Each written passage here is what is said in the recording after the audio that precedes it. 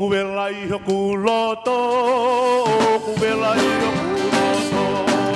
Oi api oi o papakarami, o kuvela I hoku loto. Oi la mari e kuhau, o lori e ki ono apa. Oi api oi o papakarami, o kuvela I hoku loto, o kuvela I hoku loto, o kuvela I hoku loto. Oi api oi o papakarami, o kuvela I hoku loto. Oi la mari e kuhau, o lori e ki ono apa. Oi api oi o papakarami, o kuvela I hoku loto. Tutu ai api Deus, aleluia, tutu ai api Deus. Uloi o kuloto, uloi e ahoi po. Tutu ai api Deus, aleluia, tutu ai api Deus. O me dia pia, pau foi o kuloto. Tutu ai api Deus, aleluia, tutu ai api Deus.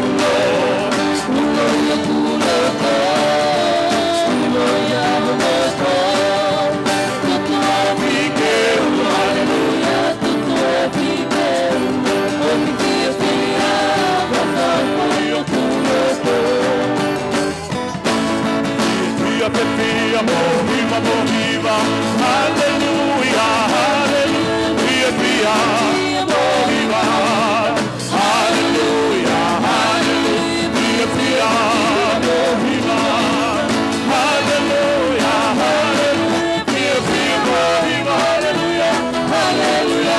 aleluia, morriva, morriva, aleluia,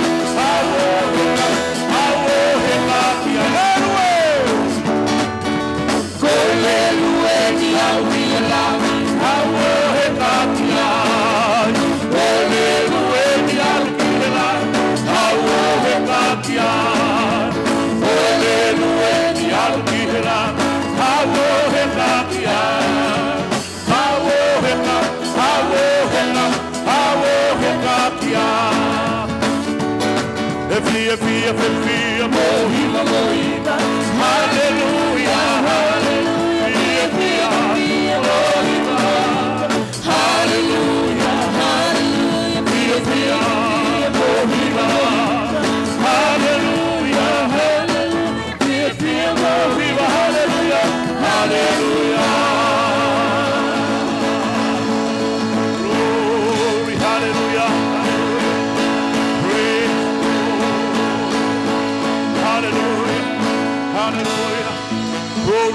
Taka korunga he pongpongo ni. Amanaki ke tau humo whakawhetai ki he otua. Whakangalo ia ngahi mea kotoa pena ke whou mai ai. Kabauna ke whou mai ane hui apano parema whakangalo ia. Taimi whou weni taimo ko tuitui eni. Kia te koi pia moau ke ta hiki pe. A eiko sisukolai si ke maurunga taha ia. I he pongpongo ni chi. Koe o wha e ki o whakao o wha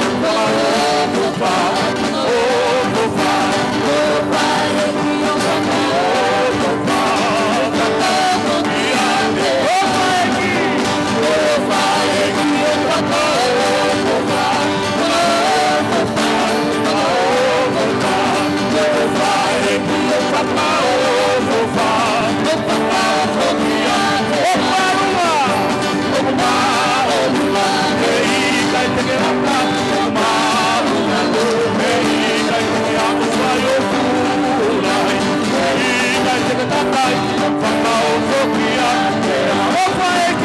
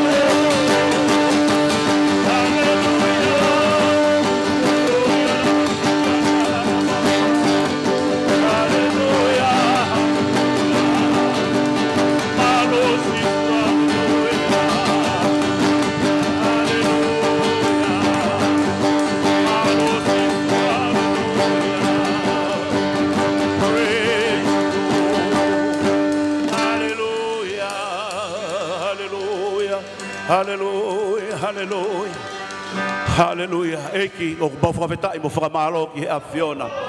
Eki ho maurere ta hae o tu he pompongko ni. O kai ke toi ha me halere ia te ki mau tolu. O mau hau pe mo lota whakatō ki lalo I ho ao. Mau hau ho mau kotoa he pongi koni eki. Ke mau ke hiki pe ho hua wha ke mau lunga ya eki. O ku kai mo toi huafa, o kai mo hatoi hingoa he lalo rangi. E ta tau mo huafa ko ia. Eki ko mau kotoa ia he pongi ni o tua. O fa ke pa, nam ka lato e fei lau lau, o ku mau whai ke taloni alo o wha. Hifo lo tolotonga e a Fiona he whakaweta I hao no kakai. E koe mauro tua tonga e prokalama he pongo ni. Ke kawa e holau mare man o ni o tua. Koe nge ia belang lang. Mau ke fia ke whakafok wha te unga ke ho hua wha. Ia sisu kolais ka koe a peho mau whakamohui. Amen, amen. Teke mau tanguti whakamonofu anga. Te mau whai pe hiva wha whelo aki. Hallelujah. Ki fuoloa e tau whe puri ngā ki. Amen.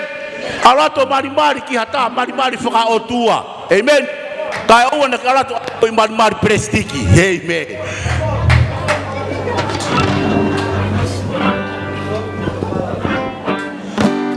Lulu ma beate fia. Lulu ma beate fia. Lulu ma beate fia. Lulu ma sisu beate fia. Lulu ma beate fia.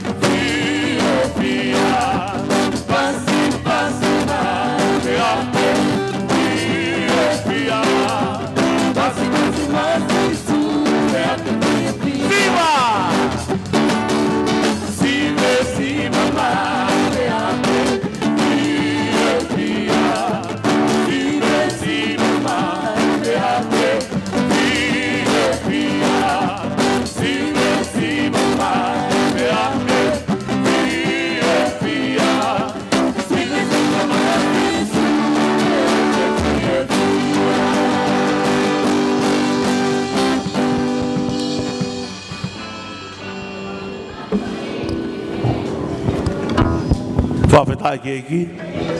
Kore ke tau whuaki ha paspasi ki eki he pongpongko ni. Rotonga koia e ku taritari ki moutoru he pongpongko ni. O koutu I pe ku muhau mo ngahi hiva, ngahi skiti he pongpongko ni. Whawhetai ki eki. Pea ka pau o kuiai ha taha o kuiai ne tala loto, whai mo ke kamo mai. Hallelujah. Amen. La start whakane po, o stotonge hua tahaua. Amen. Yeah? Tau ai ke tau pāpahia ku talu e mei he tau e hongo fulu me te ki whawhataha ko tau toki ai e. Amen. Yeah?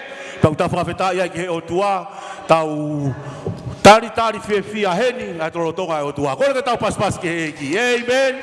Hallelujah. Hallelujah. Kore whakene ke tau tari heni toko ni taki. Kawhikau mak he pongpoko ni pia mohono siasi. Whawhetai ki he ki. Hallelujah. Hallelujah. Hallelujah. Heri foki a whawhikau na son. Pea mohono siasi he pongpongko ni. Kore ke tau tātāria e wapa sisukalaisi. Hallelujah. Ika ingata whukai uhe siasi o moala. Pea mone kau me bipa. Kore ke tau tātāria e wapa eko sisukalaisi. Amen. Hallelujah. Hallelujah. Ika ingata whukai he ni a whawhikau maloroso ne lolohea. Pea mono hoa. Tau kua whakatahe pun. Kore ke tau whakapaspas ki. Amen, amen. Hiki hake rego kawahi he pongpongko ni. Hiki whawhetai ki he eki. Where kawahi, amen, eh? Kore tau whakapaspas ki he eki. Tātare kawahi. Amen, eh? Kai ngata whokai, o kou taritari make he ni whae hoi hoa whakawhowhai mamani. Hallelujah. He ni a ka. Aho tapu pea mo ka tau tēnā koia, unau kawhesane o tua kore ka tau whaka paspas ki he eki. Hallelujah, hallelujah. O kai kai fia ia, whawhetai ki egi, amen, hallelujah, hallelujah. Koe no tonga koe whanongonongo konika kui mau e skiti koe se ase o rie kina pa mo moala. Whewhai whekau. Whawhetai ki egi. Mo teu mai, amen, whawhetai ki egi. Tat peki ki teu mai ngau e rewa, hallelujah. Whai mo hau o miha. Skiti whakafua whamua tāpua ki a tau ngahi lau maari I he pongi koe ni whawhetai ki he eki e.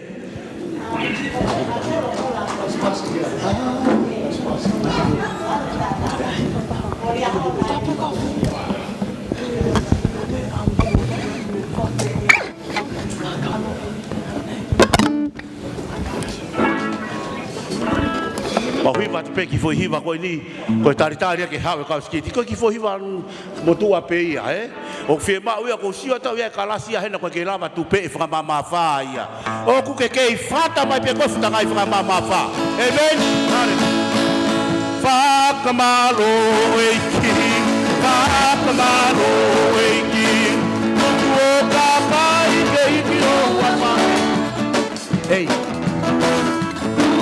ai whakamama wha I a pōni mahaua Tuku o ka mai ke hiki o wama Tamareki Whakamalo eiki Whakamalo eiki Tuku o ka mai ke hiki o wama Tupei ai whakamama wha I a pōni mahaua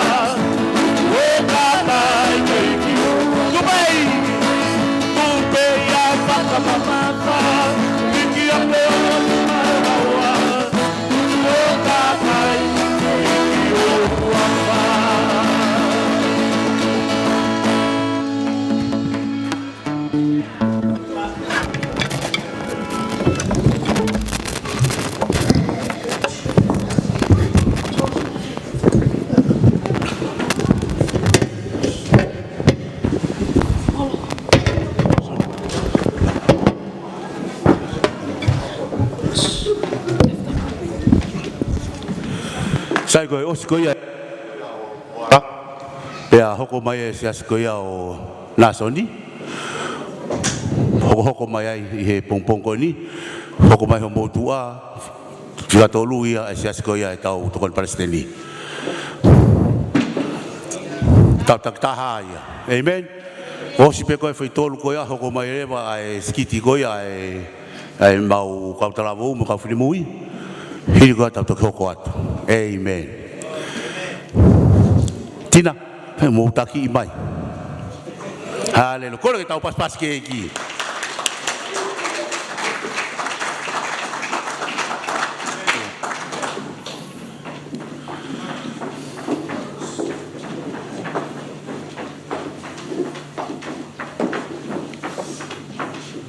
Mo tahat peki mua. Mo ke tahat tu peki mua. Oh iya. E mo toka ki ata fo ia hen.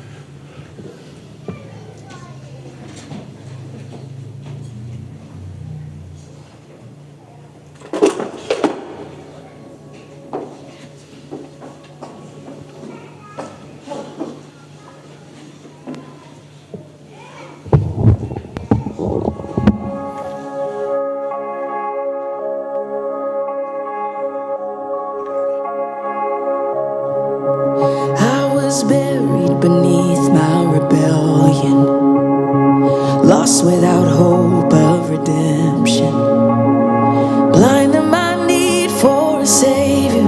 Oh, but God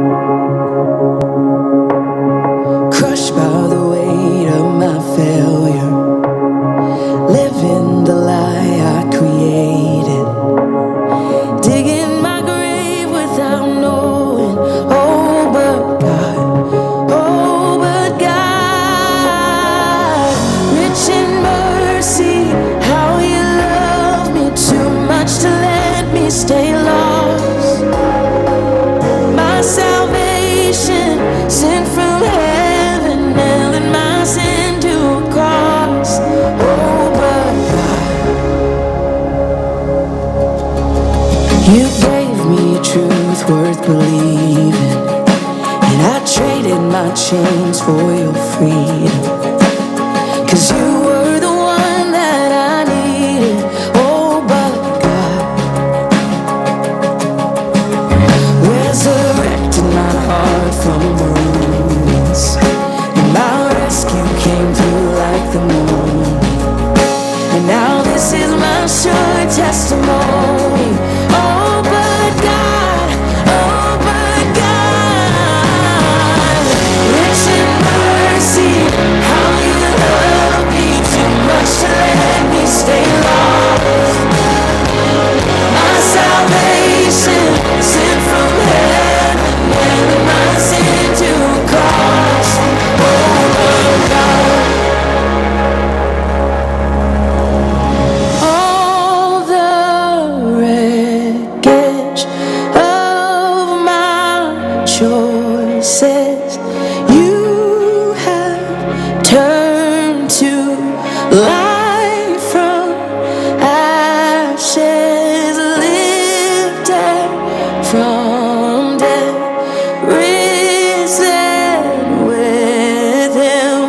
Now I'm standing confident, 'cause I know that all the wreckage of my choices you have turned to life from ashes, lifted from death, risen with him.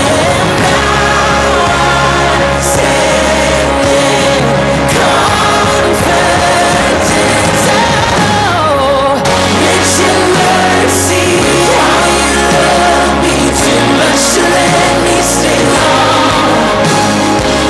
My salvation sent from heaven, nailing my sin to the cross. Oh, you're rich in mercy, how you love me too much to let me stay long. My salvation sent from heaven, nailing my sin to the cross.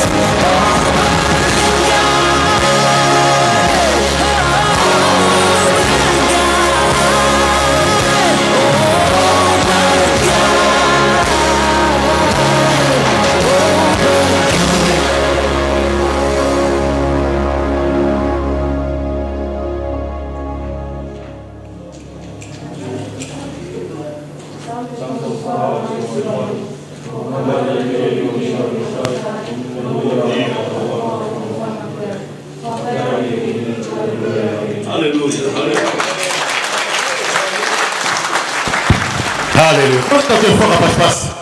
Ia ne pupupi.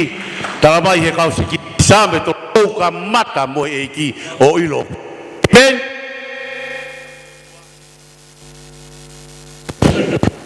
Loi to ta pouka mata mo o ku whakaufofa mau pia. Amen. Te kata ke tala tu ko palo ma tai osi. Amen. Whapeien ai siti goia.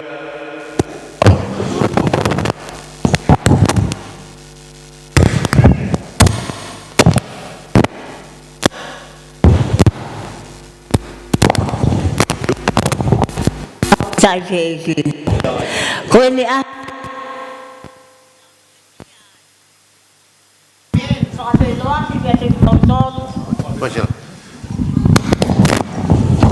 I youth Pembo young adult I live in Stone. Okia ka youth okia ka mali for na ke young. Sa okia mo ka no for loa. Pero lo ai ta ka mo lo for. O na ka fa ta happy iheni. Kalau lo to ko le ta ta no mo ka ta ki o hu mai. Pero ki Exil songo amalaki ke na fatata ya tu. Ko ki le lo pe asisu. Na le pehe ko ki mo to ko masi mama ni. Amen. So ka feta ai ki Pau pehe ai whakaamu. Ke tau hoko kotoa pe koe maa sima. Koe maama. Ke whakahaha atu. E tau mahi tō onga mo ui. Oku i kai ko ki tau tolu. Ka ko kalaisi. Oku mo ui. Ia te ki tau tolu. Whatawange ke otua ke tāpe kina ki mo tolu. He ponpogini. Amen.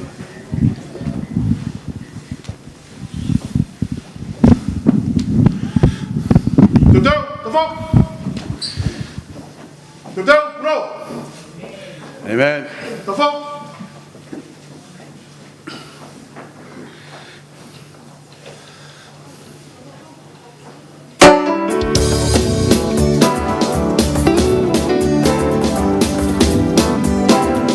I'm the salt of the earth. Yeah, yeah, yeah, yeah. I'm the salt of the earth.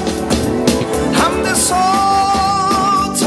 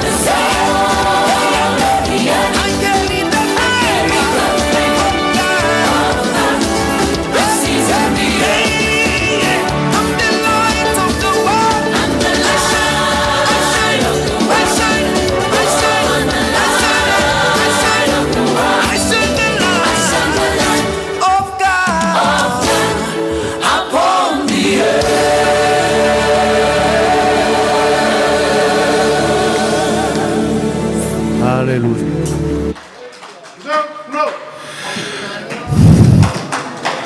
Ko le tatu fuak ya pas o rere. Ko pata ki mo ne lawe fine mo tu ava o me ama ara mo. Hallelujah. Hallelujah. Amen. Ke ki pe langi mo nge ya. Amen. Me ako to pe tau fai ke langi pe ki. Hallelujah. Amen. Hoko mai pa pata ki.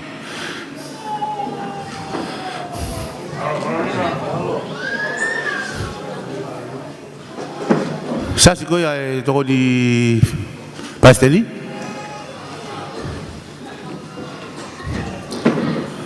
Tuta?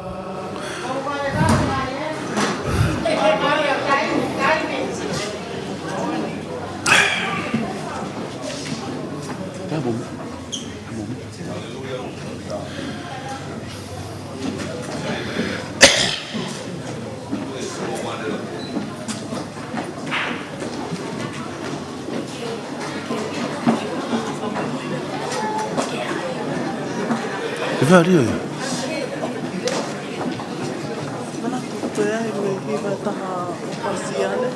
Ofa.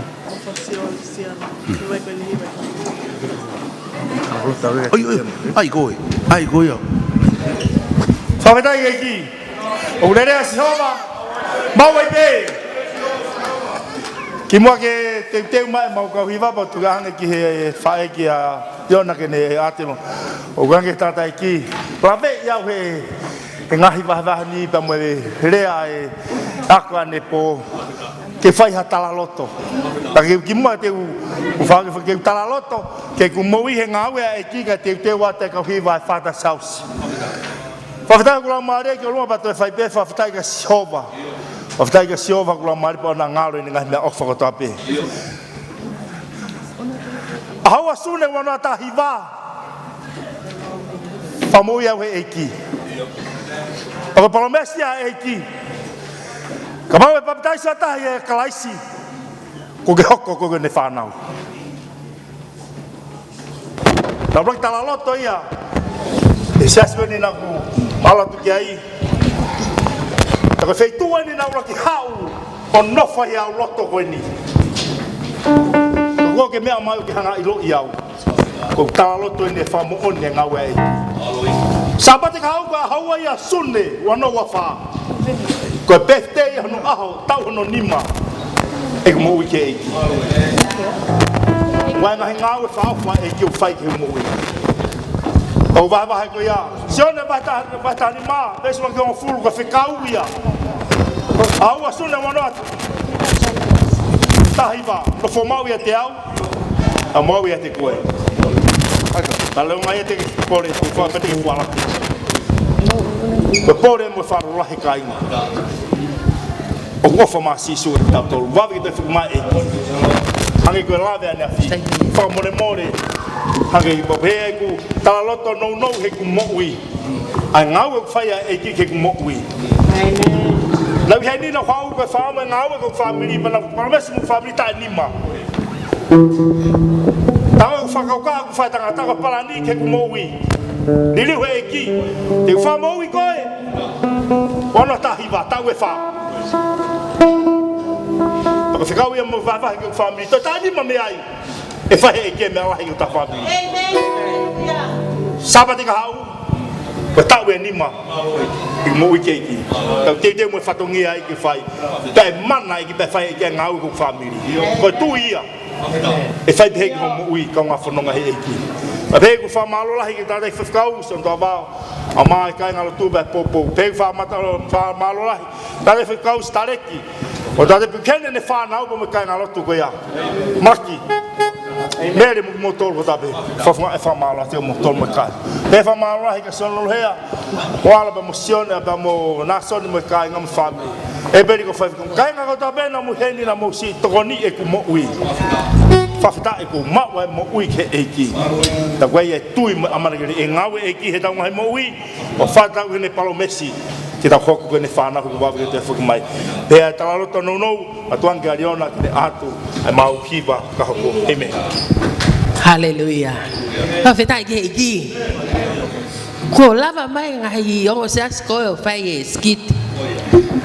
Ke pango ko fai pom. Ke mau to tu o fai. Ke ton be vai.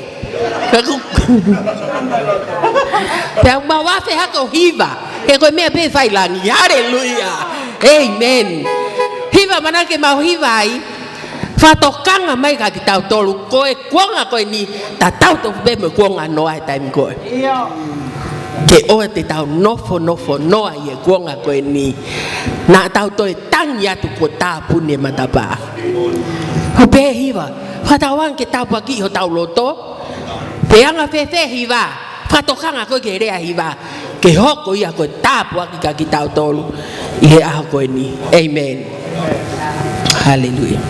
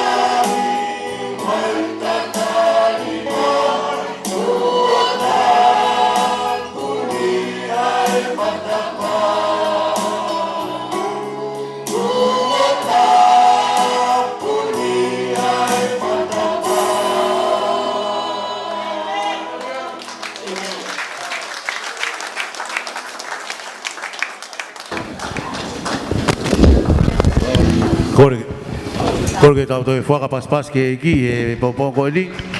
Ange koe hiwa toka nga ina ke patuki he tua waka. Amen. Amen. Kapau na koe sila e a ke koe sila e ha tangata e toi ki ofa mai. Amen. Kai pango fe kau hu koe ki loto kai sila e o tua. Ko tau whainga bari e peni mo e ki. Amen. Ko kai ko toi whainga bari a pongpongi a honi pe. Amen.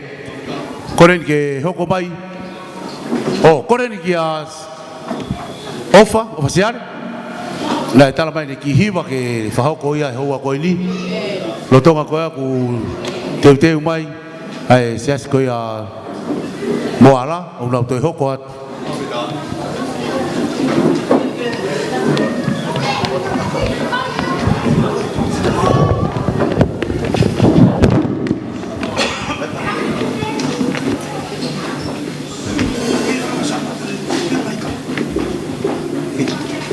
Amen, hallelujah. Pepe ke tau te fuaki ha paspasi ku te lereang ke iki. Hallelujah. Ko whambe ke uwhafofonga ia te kau wholau o toa pepe meitonga. I he fiaf koe ni, hake pe koe tau vilo. Whawhetai lahi ko hui koe tō taha kune whakahoko hoko ki tau tolu he fiafini. Ko whambe ke whakahoko te haki hiwa i he fiafi koe ni. Pe koe ki hiwa, pe mai whakaukau e hiwa koe ni ko tui koe taha hiwa mo tua pe. Ka o whampe ke whanau to kanga pe ke rea hiwa ko tui pete ni hanga tāpua ki holoto. Ko hu mai ki he holo pe au wakai ki he whakaufu ofa. Pa ko hiwa te ungawe a ki he whiaf koe ni utala noa ia ki he wani. Whakawheta i ke e ki.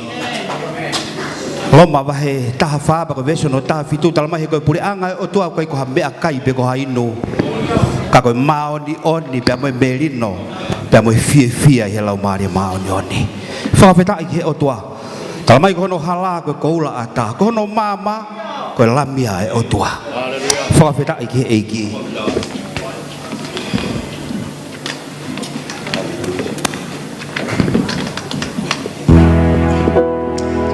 Testing 1 2. Hallelujah.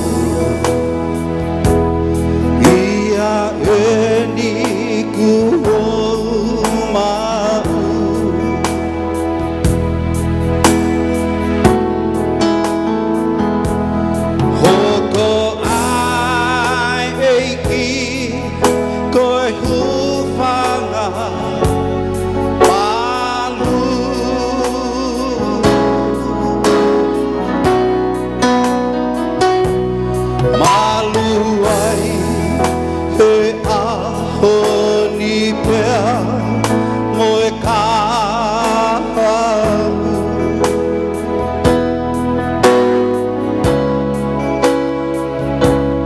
He kua mawe pe a ene toe au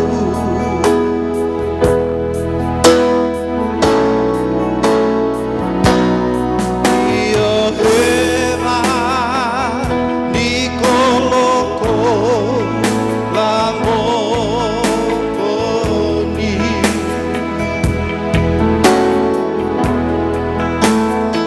Una loto atu ki hono Masani Masani Ia maupe Te toto o e lami O e lami Ia peva ni koloko tula moni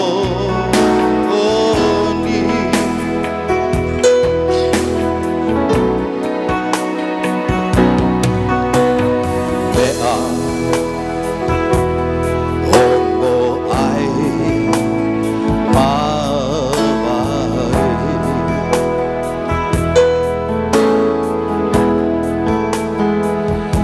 Ia mole te mo ui he ui amate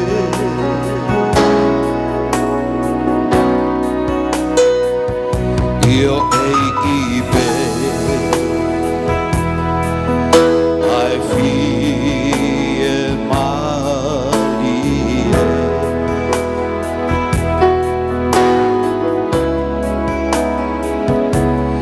O ui whandu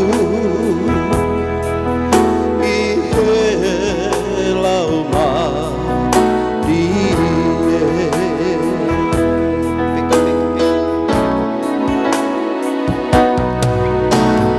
Mea hongo ai mawai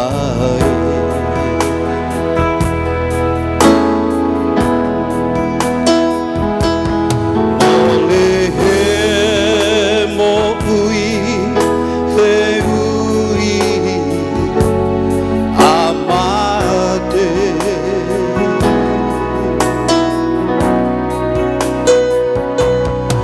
Eiki pe ai fie malie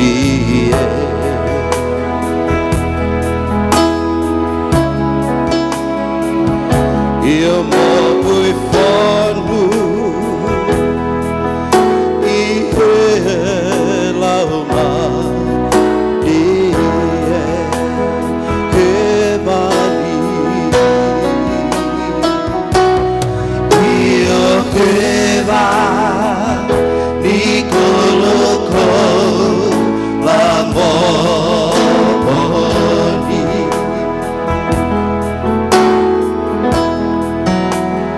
Una loto atu ki hono Masani Masani Makupe He toto o e lami O e lami Ia peva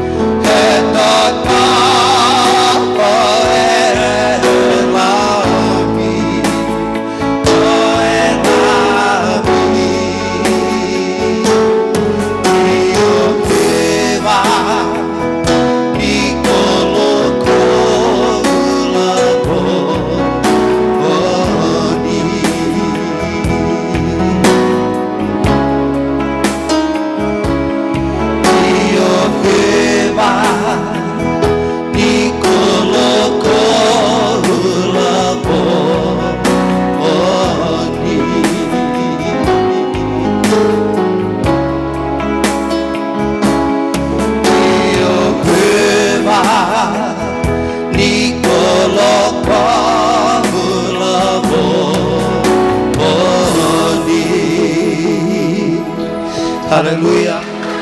Ko ke tau whakapaspas ki heiki i e whiawhi ko ni. Hallelujah, eh? Vesi ua ko ia e hiwa hange ki ta e lata e motua whai whekau, whefoki tonga. Tala mai a mea ongo e mawai.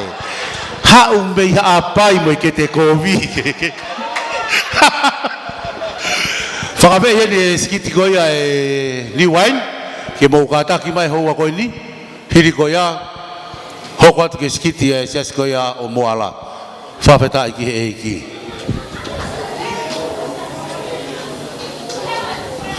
Mou kātaki wawe mai. Tā lue tā lato hane nai.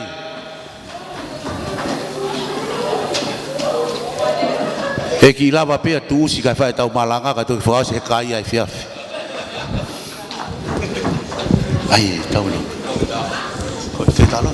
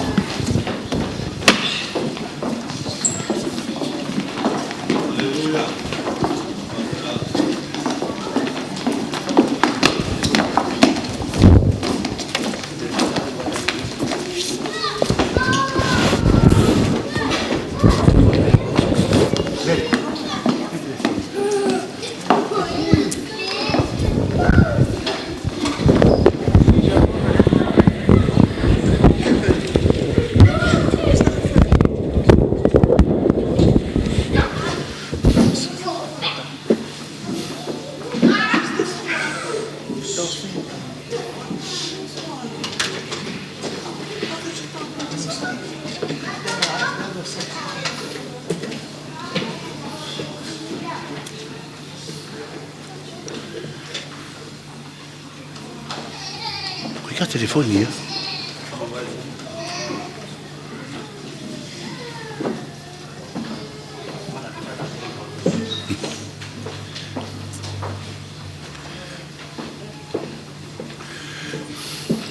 Ah, foi mari. Vai dar.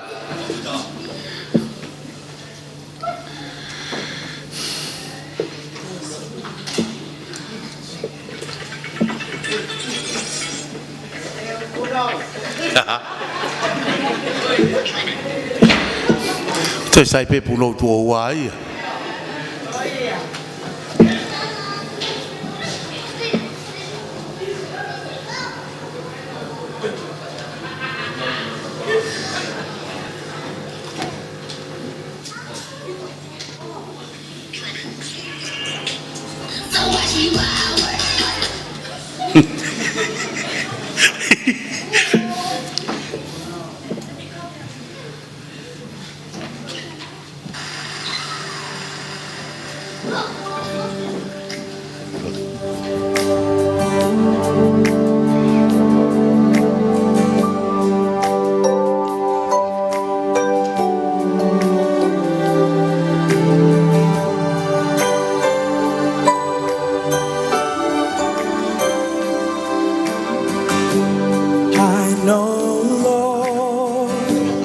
Your plan for me is right, and I need you to fulfill your purpose in my life. I submit to you, my King. Be my everything. I'm coming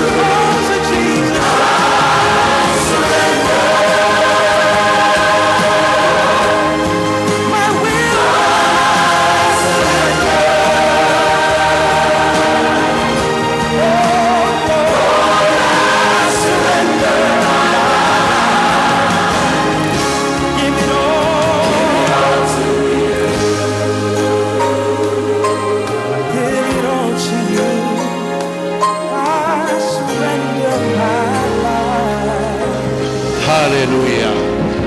Kala tu fua ka pas ke kilo to ka te mai sa ko ya moala. Hange he ka utala mo o ne mo ka fini mu ko ne o me malanga malo ke te tau to. Haleluia. Lahi e tai me ko vai vai ata si su ke te koe.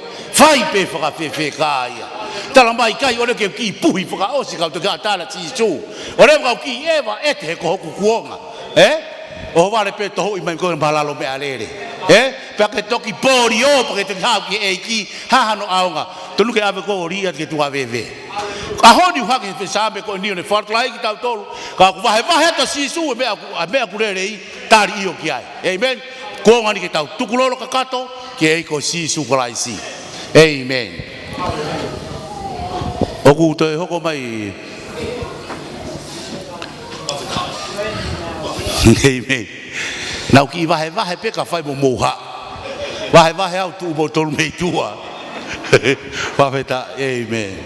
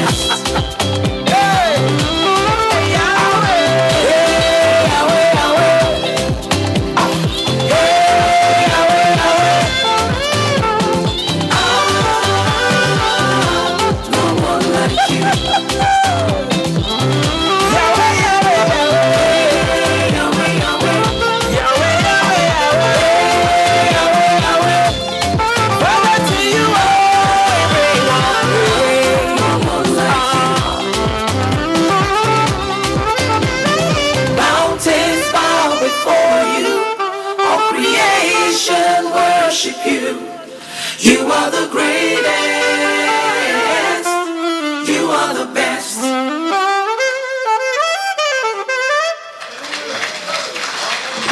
Hallelujah. Kore ke tau te whakapaspas ke ki, amen.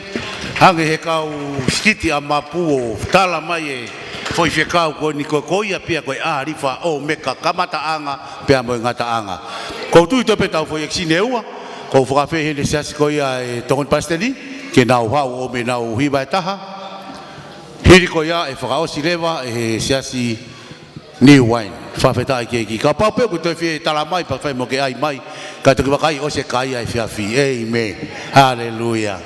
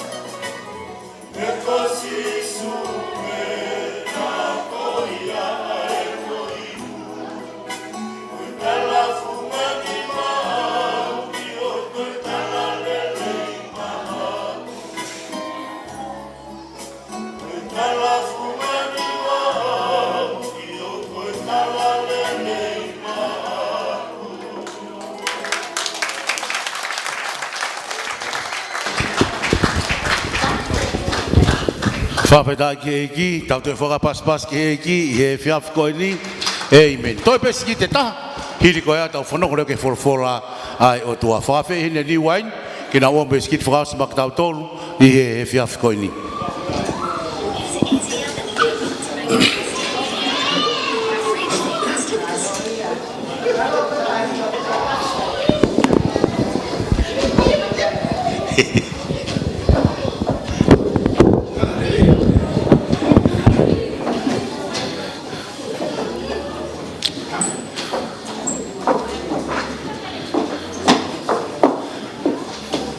Tambah lagi more.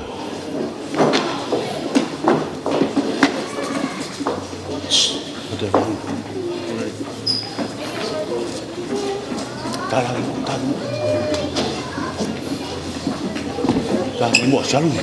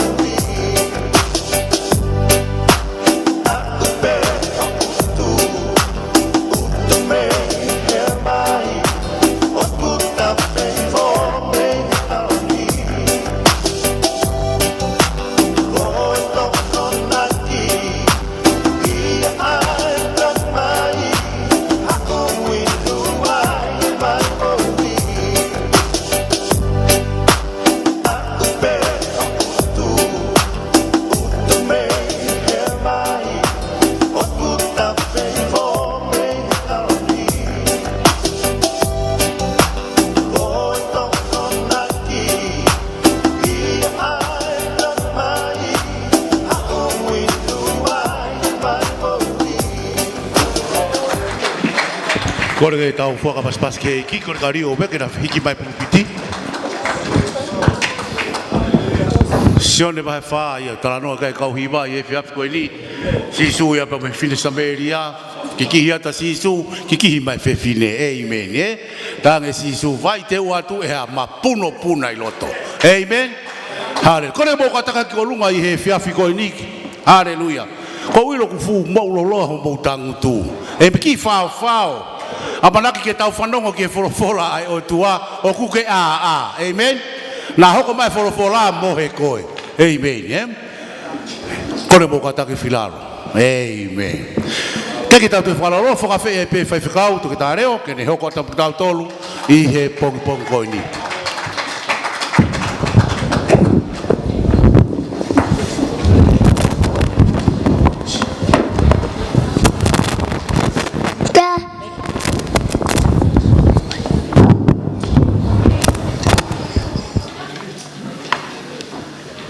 Olere Jehova. Olere Jehova. Mawai be. Kore kita pas ke iki. Haleluya. Tava malo ke o tua ku tau mai ki he fe fini. Tau sio he ngahi skiti mo ngahi akonaki lahi. Kai ngatai ko ngahi hiva be koni. O mai ka tik tau tole ngahi akonaki. Ka ko fe famanat be ka tik tau tole he fe fini. O ku vave ke te foki mai ko sisu kalaisi. Eki hiva na tau whanongo ai ane nai, tala mai I surrender o tukulolo. Tumua ka pore ki tau tolu i he efe fini, ka inga, ke kau whaife kau, ke taha koe toa pe whare koe ni, ok whe mau ke tukulolo pe koe ka sisu. O kai koe hau au ke tukulolo mai ka te au, o kai koe whe mau ko tukulolo ke whaife kau, tukulolo koe ka sisu, ka e tāpua ki i koe he otua. Whawhitai ke iki. Kimo ke hoko atu, toko mua mai e popoak tala monu, me he kāinga lotu ko ia i otahuhu, me he hoa, bea mo e poate, nau ofa mai ki he kāinga Australia. Amen. Na ofa mai ka whaiwhikau e pēri, pe he ke a Suria, nau popo mai ki he lotu, ki he whakatahataha whai he via fini, pea koe nau lotu huia, ke whaawa e otua e matapao he mani. Ke tāpua ki i e kāinga a e otua, whawhetai ki he eiki. Ko mare ia he taki ane nai ko e talama he taki ka kua hao tala loto, ka kua i hao hiwa, ka kua i hao skiti. Kono uhinga he houa e tahaua e tau iheni. Te kai ke walo hawhakatahataha ko wao houa e tahaua. Amen. Ka koutui ko e whiawhini te tau toki a ueni ke houa e tahaua. Hallelujah. Amen. Ko loto ke maiwahe ka te tau tolu ka pau ki hena ho wholofola. Te lau pe ki vesi no koe ni ke whamaunga ki ai. Ai wholofola e otua. Ko pore i koe ki whakaata. Pa pau pe te ki ongo i whie mohea. Ki tu pe pa ke lue atu. Pa pau he kai te ke toi lue mai. God will bless your soul. Ka te whenga beho kore rei taha, ko mea kusaya Australia koe ka kai whai mea loloa. Ko mautoli nusi la whakawawave he ku fumo moko e whanua. Pa ko mea ko whewhia ai i he aho ni, whatoto ai mai he whai whekau, sonolohea. Te ke ki lue takai, ko tanga si, mea whawhewhia koe tau iha mea ku loloa. Amen. Peka pau pete tau toki tuku, ko si hefo koe tolu eni, peka pau pete tau toki tuku he fitu, whakataha moe kai, e kaurere i ka tau tolu i ngā koe whakaholo. Ko whawhirai ke eki, ko kore ke whakai whakataha pia moa. Ke wholofola au toa, he tohi aluke, te ulau pe me vestaha wā, ke vestaha fitu, ko e wholofola mahino, wanga maheni kia te kotaha kotoa be. Ka whai mea i ha wahe ke te tau tolu. Ki mua ke ulau e wholofola o ate o whalahi ki he kau whaiwhikau, mo ngā hisiasi i he whiwhini. Na mo teuteu ki he ahoni, teuteu ho mo ngā hiwa, tau whanongo ke ngā hi fo i solo, tāpua ke ngā hiwa, tuku ke he ni koe koe na hiwa koe koe hange koe lau ai taki koe, ta e lata ia. Whawhetai ki he eiki. Katoa e ngā skit mo i mea kotoa, o ko ate o whalahi ke te moutolu, whamalo foki kia whaiwhikau e peri, mo i whaafe koe koe ia, Ki u hau i wahe wholofola i mo loto ngai he whewhini. Pea ko ate o whalahi ki e toko taha kotoa pe, malo e whare koe ni i he whewhini. Toi alu ke, mesta hawa, o beheni hono whalea. Pea behe i ngai aho ko ia nai aluhake ia ki he mo unga ke lotu, pea lotu ia pe ia ki he otua i he pō o aho. Pea ko aho hake pea nā ne ui ki te ia e ne kaua ko ngā. Pea nā ne whiri ia te kinau tolu ai toko hongo fulu mā toko ua, ai a whoki nā ane whakahingoa ko e kau apostolo. Ko Saimone, nā ne whakahingoa ko Pita, mo Andelu ko hono toko ua, mo Semisi mo Sione, mo Filipe, mo Bartolomiu, mo Matiu, mo Tomas, mo Semisi ko e whoha o Alefiusi, mo Saimone o kui ko Selote. Mo Siutasi ko e toko ua o Semisi, mo Siutas Iskariote, ai a whoki ko e lavaki. Pena e aluhifo ia mo ki nau tolu o tuu i he potu ta whangawhanga, whanaha mo ne ka wako ngā. Pena e hau ai ka kai toko lahi au pito mei siutea kotoa be, mo Jerusalema, mo matatahi o taia mo Saitoni, ke nau whanongo kia te ia ke mo ui, me ho nau ngahi mahaki. Hallelujah. Turea ka te tau tolu i he whewhini e ki ka venga koe ni koe leadership a sisu. Kau ka whakarea he ta whaake taha. Koe ngā au e whakawhaiwhikau, whakataki a sisu kalaisi. I he mamani koe ni. Ki mua ke o lawe ke wholofola e o tua, tau mahino i beki tau tolu ai wholofola. Tai me hoko mai koe a sisu. Koe uraki malanga nai whai koe a sisu, koe ne malanga nai beheni. Whakatomala, he ko ofi ai pule anga. Mei ke malanga sisu kalaisi, whamamafa sisu kalaisi, i he mea kui koe pule anga. Kai ke whamamafa sisu kalaisi hasi. Kai ke whamamafa sisu ia hakau taha lotu. Kai ke whamamafa sisu ia hatoka te rine, koe mena whamamafa sisu ki ai, koe pule anga oi otua. Tako fia mau ia sisu kalaisi, ke hu e kakai, ki he pule anga. Ko wholofola nā kulau ka teki tau toluk tala mai koe whili e sisu kalaisi ene kau wakonga, pe koe ene kau apostolo, pe koe kainga ke mui kia te ia. Ka pau teke whatonga ia e wholofola aku tala mai nei kai whili e sisu ia hakau taki lotu. Ki whili ia e anga whakakau mo whakawhihu ia kai ke whili e sisu kalaisi ia hakau whaiwhekau. Kai ke whili e sisu kalaisi ia hakau sandarimi i he aho ko ia, pe koe kau wharesi, koe aho ko ia, pe koe kakai, koe ko ia, koe kau satusi, e aho ko ia. Ia honi o behene anga e tau whiri koe ko ia, e tau ki ka inga lo tu. Kahani e o mai mei tonga, koe tau whakamuia ke na o mai koe tau whankisi asi, ke ki whakakakai e si asi. Hallelujah. Pena ome na tolu mo nau ngahi tare ni ti, pea koe taimi koe ko ia, toko lahi ai, pea ke whia, pea koe taimi koe nau alu ai, koe mea whamamahi. Koe te whamamahi, koe taimi koe alu ai, pa toi lau mai. Hallelujah. Fusai api koe pea steria nia. Amen. Koe whiwhiri, koe hauhinga, hau ai, pea kai lere ata sisu ke o mai kau satusi, ko hono hinga hai koe ni hau ke malanga i pure anga i otua, koe kau taki lotu eni o e aho ko ia, but he wasn't. Kana e kai whalala sisu ia, ki he kau taki lotu, moi ka kai lotu. Ka pau te whatonga e mohoni koe ni, it's a matter of fact.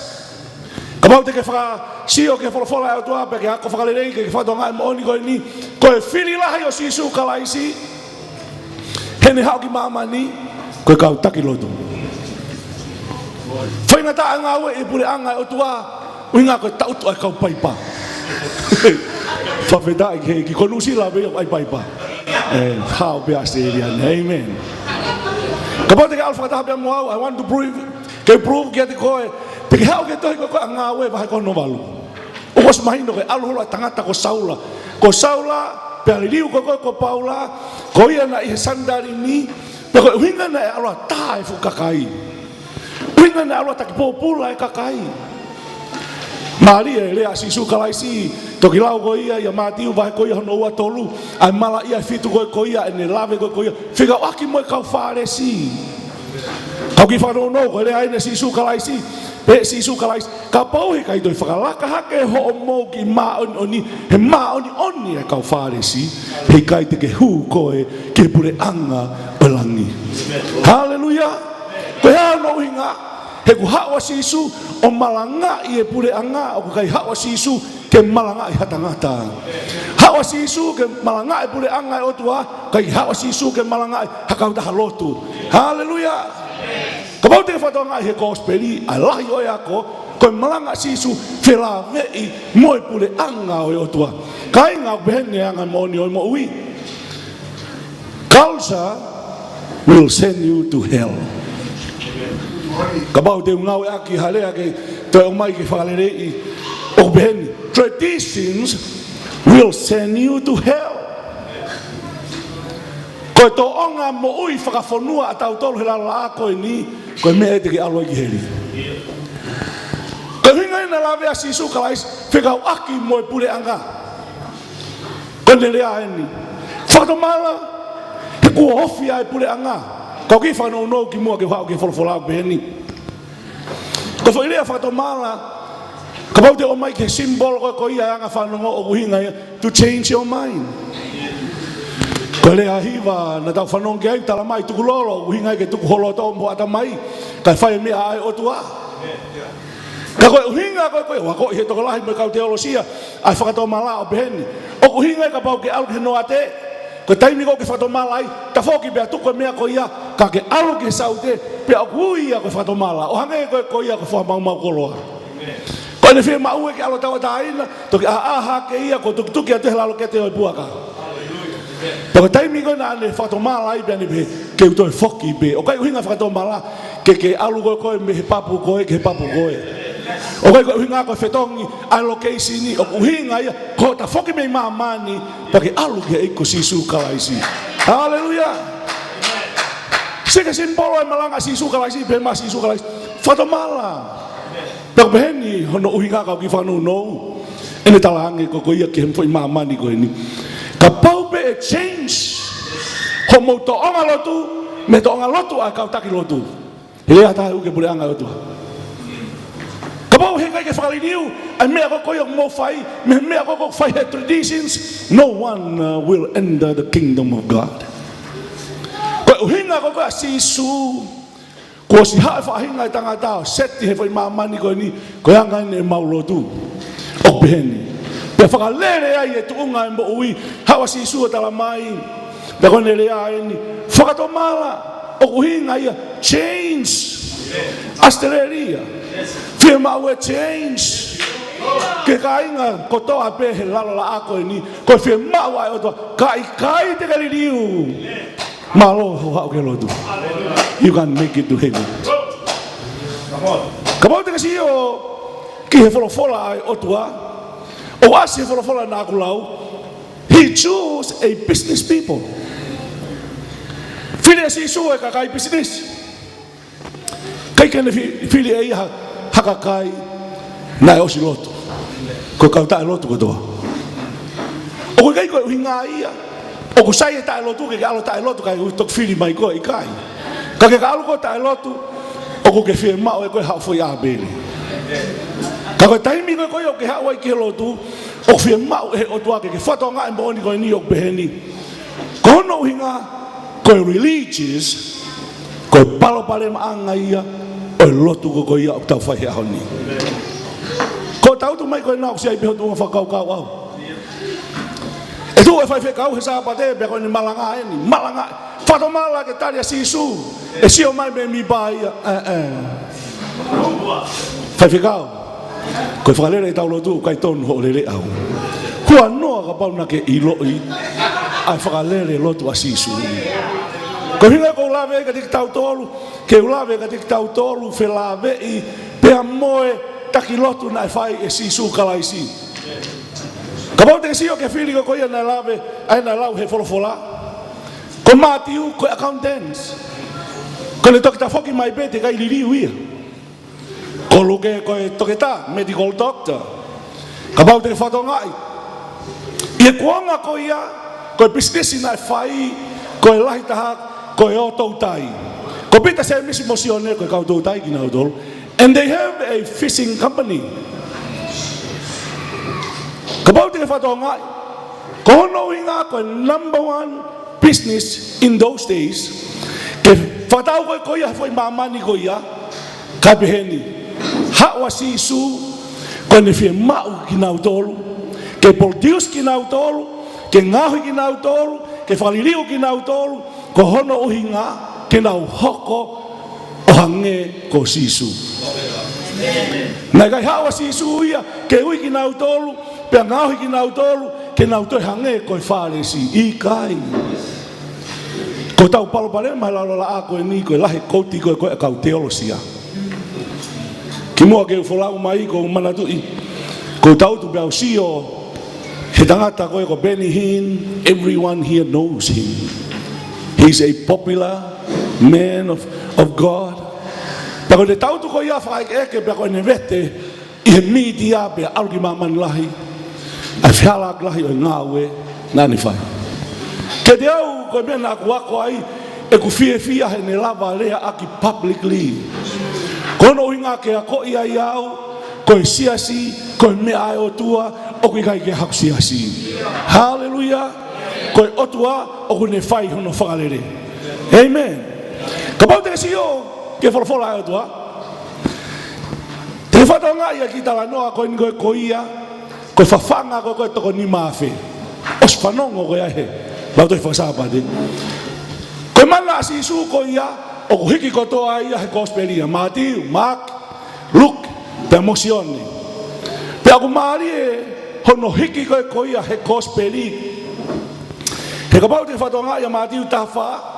Toki lau ko he vesi tato luke vesi ono ua tala mai ko sione baptaiso na e tamate osi hono tamate I pea tanu whanongo si isu ai ke whanongo ko si isu pea tala mai pea heka si isu he waka teimi kona heka I koe koia he waka pea ne talanga lewa ke ne kau wako nga whimau ke tau alo ka pau ko tau tolu te tau talange ke whaiwhikau ta e o whamooni ko tangata ai na laki momua mai fai malanga. Pe fai ene malanga ana ia. Pe ko ni ko mate whakamaata. Pe ko ni wai ke tanu. Na ton ke tau ke apo ke tau ki asi atu be.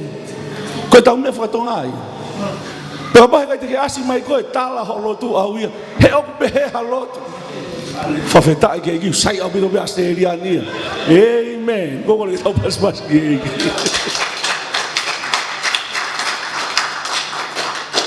Tala mai pe ko taimi na nau alu ai sio e fukakai pe nau mui ai taimi ko na nau mui ai te ai fo ke vesi ko ia hono tahani ma pe ha u e kau a ko na nau eke ka sisu o beni hono falea. It was evening, his disciple came to him saying, this is a desert place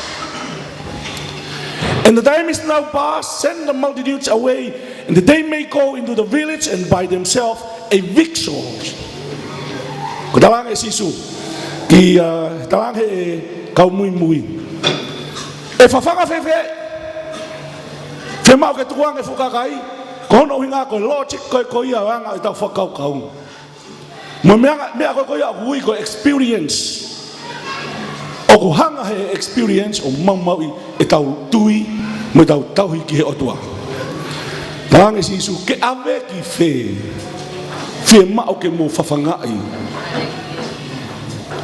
whanonga si isu whai e putu tawange kawa ko nga heka ke waka taimi ki tau wholau ke kau wahi e taha ka pau te tau sio ki tau tol he ngā whai whekau taimi kuri atai whai whekau ke kāinga koe tau mea ene whai pia heu ko koe kāinga koe mea whamamahi talamai e si isu heni ke te ki tau tol tawange ke kau ko mou tolu te mou whai whawhanga si o hifo e kau ako ke whawhanga ke ha si o hifo ki heni maa ko nau tari na beheni ko foi ma pe moika o hange kono fa malanga I ka te tau tolu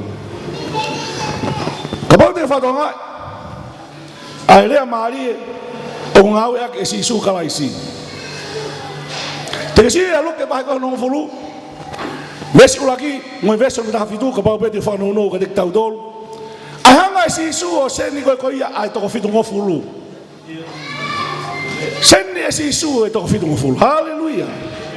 Pea mai ke vesta fitu te fatonga. Foki mai toko fitu ngofulu mo e fia na man ko kapusi. Kono uhinga he o Maria e folofola. Ilo e sisu e fukakai. Mahino e sisu e fukakai. Kana ikai excited e sisu ia ko ta utuma e fukakai. Kabau te unga e kelea o mahino. Kabau ko au e fono saione ko foki ko ia mani he fok fia.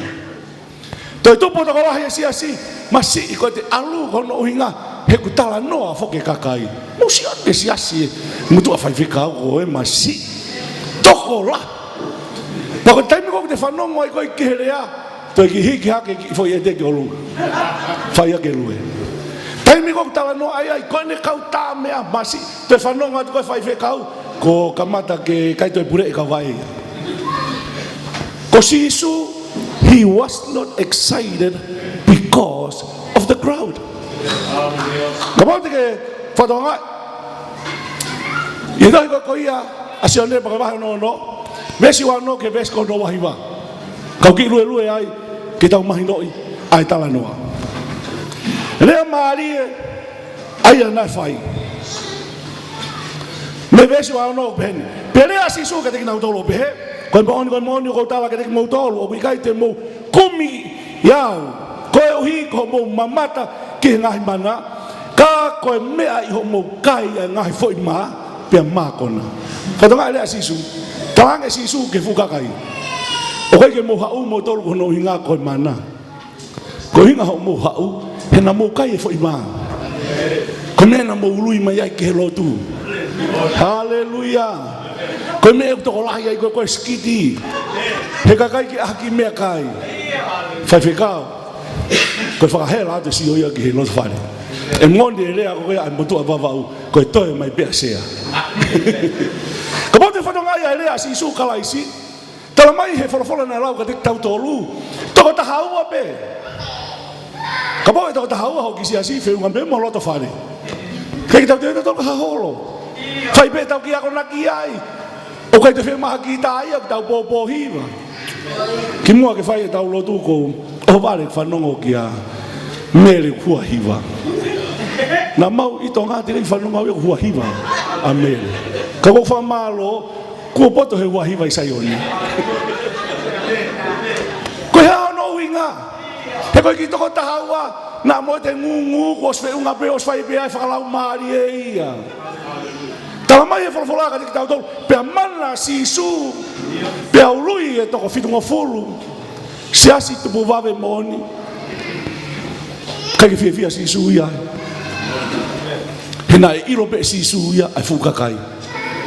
Te whatonga he pesi nā kulau ka te ki tau tolu. Ai rea Maria si Isu tange si Isu. Koe uhinga ku mou hau ai. Pea kau koe koe heanga e whiohi. O kui kai koe mana nā kwhai, ka ko mā kona he mea koe na ke kai. Haleluia! Ka moni whatonga e vesi ua fitu, pe ai. Oa ngā ue ki he mea kai o ku auha. Ka ki he mea kai o ku tolonga ki he mo ui o ku tangata. Whatonga e ka mata lewa ya kona ke sisu. O te mo hau koe kai fu mea kai koe koia. Ai ni koe koku ke whanongo ki a he tala he taki. Tala mai he wholofola. Ka koe mea kai o ku tolonga ke mo ui tangata. Ai ai whaaki he whaha o tangata ke teki mo tolu, he o whae longai e o tuako e tamai. Maari e? Tala mai sisu, mo hau, pe mo mai o kai ia sisu. O te mo kai fo i maa pea, whao koe koia, ke alu koe koe whakai fia fi, o kui kai koe lotu ia. Koe lotu, hange koe malanga sisu, whatomala. Change your mind. Ka pau he kai te whakaliliu e tuunga lotu. He kai te hu koe ke pureanga langi.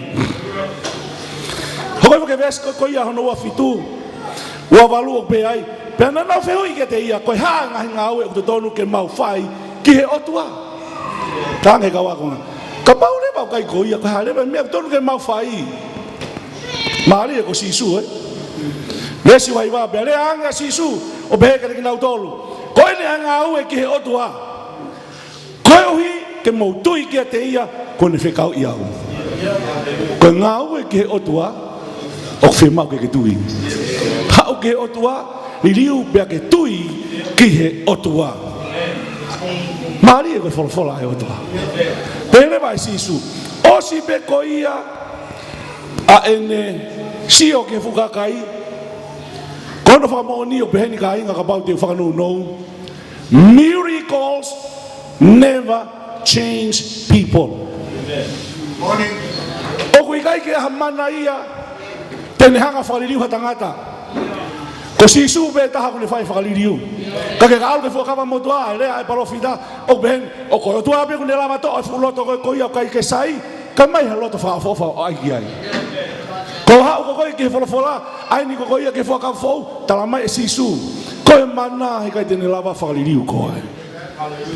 Kapau te whatonga i mo ni koe ni, it's a matter of facts, kapau te ke sio ke tawa noa koe ha isleri. Tala mai ko taimina na hawai me ispite, koe kakai na andau sio he mana lahi, ki hanu pe molaunga. Kai he mana, ki hanu pe molaunga. Hinu he vai, ki hanu pe molaunga. Lea siova nak mali i ai koe lene siova, Moses e tala ke kakai. Te whauha me langi ai midi. Kono inga te alka no mipa taha tala mai hanu ai ha isleri mau manatu mau tolu ke ki foi kariki mau manatu ki mau tolu ke mereni ko fa maria mau be no fo muri hane ko fa ke steria ni ai ngai fa le ko fa alo doai ko fa no ke lau ai ka tanga tau be masi tau to lele be mo ke tau ki to pai ko be mani e ko steria ni tu vai me kai lele kai fai be fa amu ke ki foi to pai.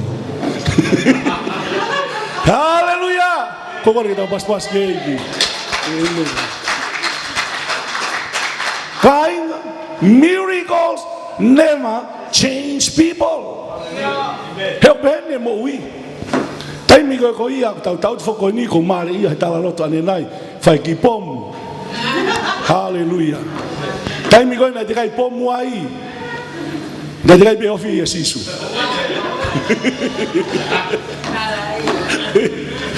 Kako tai mi ko yo tau alo ai ko ia ko tau fe mau ene o beheni.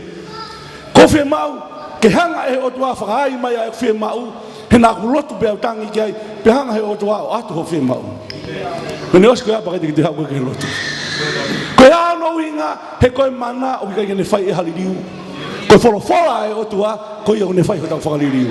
Hallelujah. Ia fo ke ngai kau dah lot, kau dah silo pe kita tol, kita ulah behingo, pe kau ipa moi ngai fai evangelio ni. Kau dah mi kau teki alot teki api pakai ang haki pau ni, no te na lot na tu sabat. Kau fai sabat pe ua pakai kita tu hak na tu ke lot. He ui kai kia hame ia kau mana te ne whakaliriu hataha, kau whakaliriu kau sisu pe. Hallelujah. Kau te tau sio ke lave marie ai folofola, kau lena sisu ke ene kawa konga. Kapau te ke sio whalerei he toi kua matiu wa he tahawa vesi tolu walu ke tolu hiwa. Koe lea ia sisu ke wharesi. Kapau te ulau ka tik tau tolu o beheni beto ki lea ange aini iho kau tangata tohi mo wharesi o behe eiki o mau fia mamata ke whailonga mea ti koe. Vesi tolu hiwa. Kana lea ia o behe ange ke te kinau tolu. Koe tau tangata kovieni. Mo fe awa ki hori ki ha whakailonga. Ka oki kai ha whakailonga e tuko ki ai, ka koe whakailonga ai palofita ko siona. O ku umawe ke whoki mai ai ko sisu kalaise. Ko tau tangata koe ni o tau loto peke tau sio ki haki whakailonga. Ko tau whia mau ia. Ka pau te sio ki sisu kalaise. Sio a sisu koe siasi tupu wawe taha eni. Tala mai koe nau kaibe ului ai pe. Ko na ului pe ko ia pe alea ko sisu, tala mai toi foki fu kakai. Ka pau te whatonga, Jesus just pieces on the ground. Sio sisu ke fu kakai, o i kai ko me ai o fie ai ko fu kakai. O i kai ko me ai o tokanga ki ai. Ko kakai mo oni, ko kakai ko na hao ke workshop. Na hau ke semina. O mui ke folfola e o tua Mari e lavea Isaia vahe ulaki pa ko ves kono taha iwa.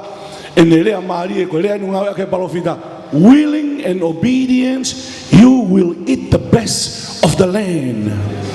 Ko o loto ki ai mo talangofua te ke kai lelei o e fua o e fonua. Ko mea ko e ta fa ke ta beheni.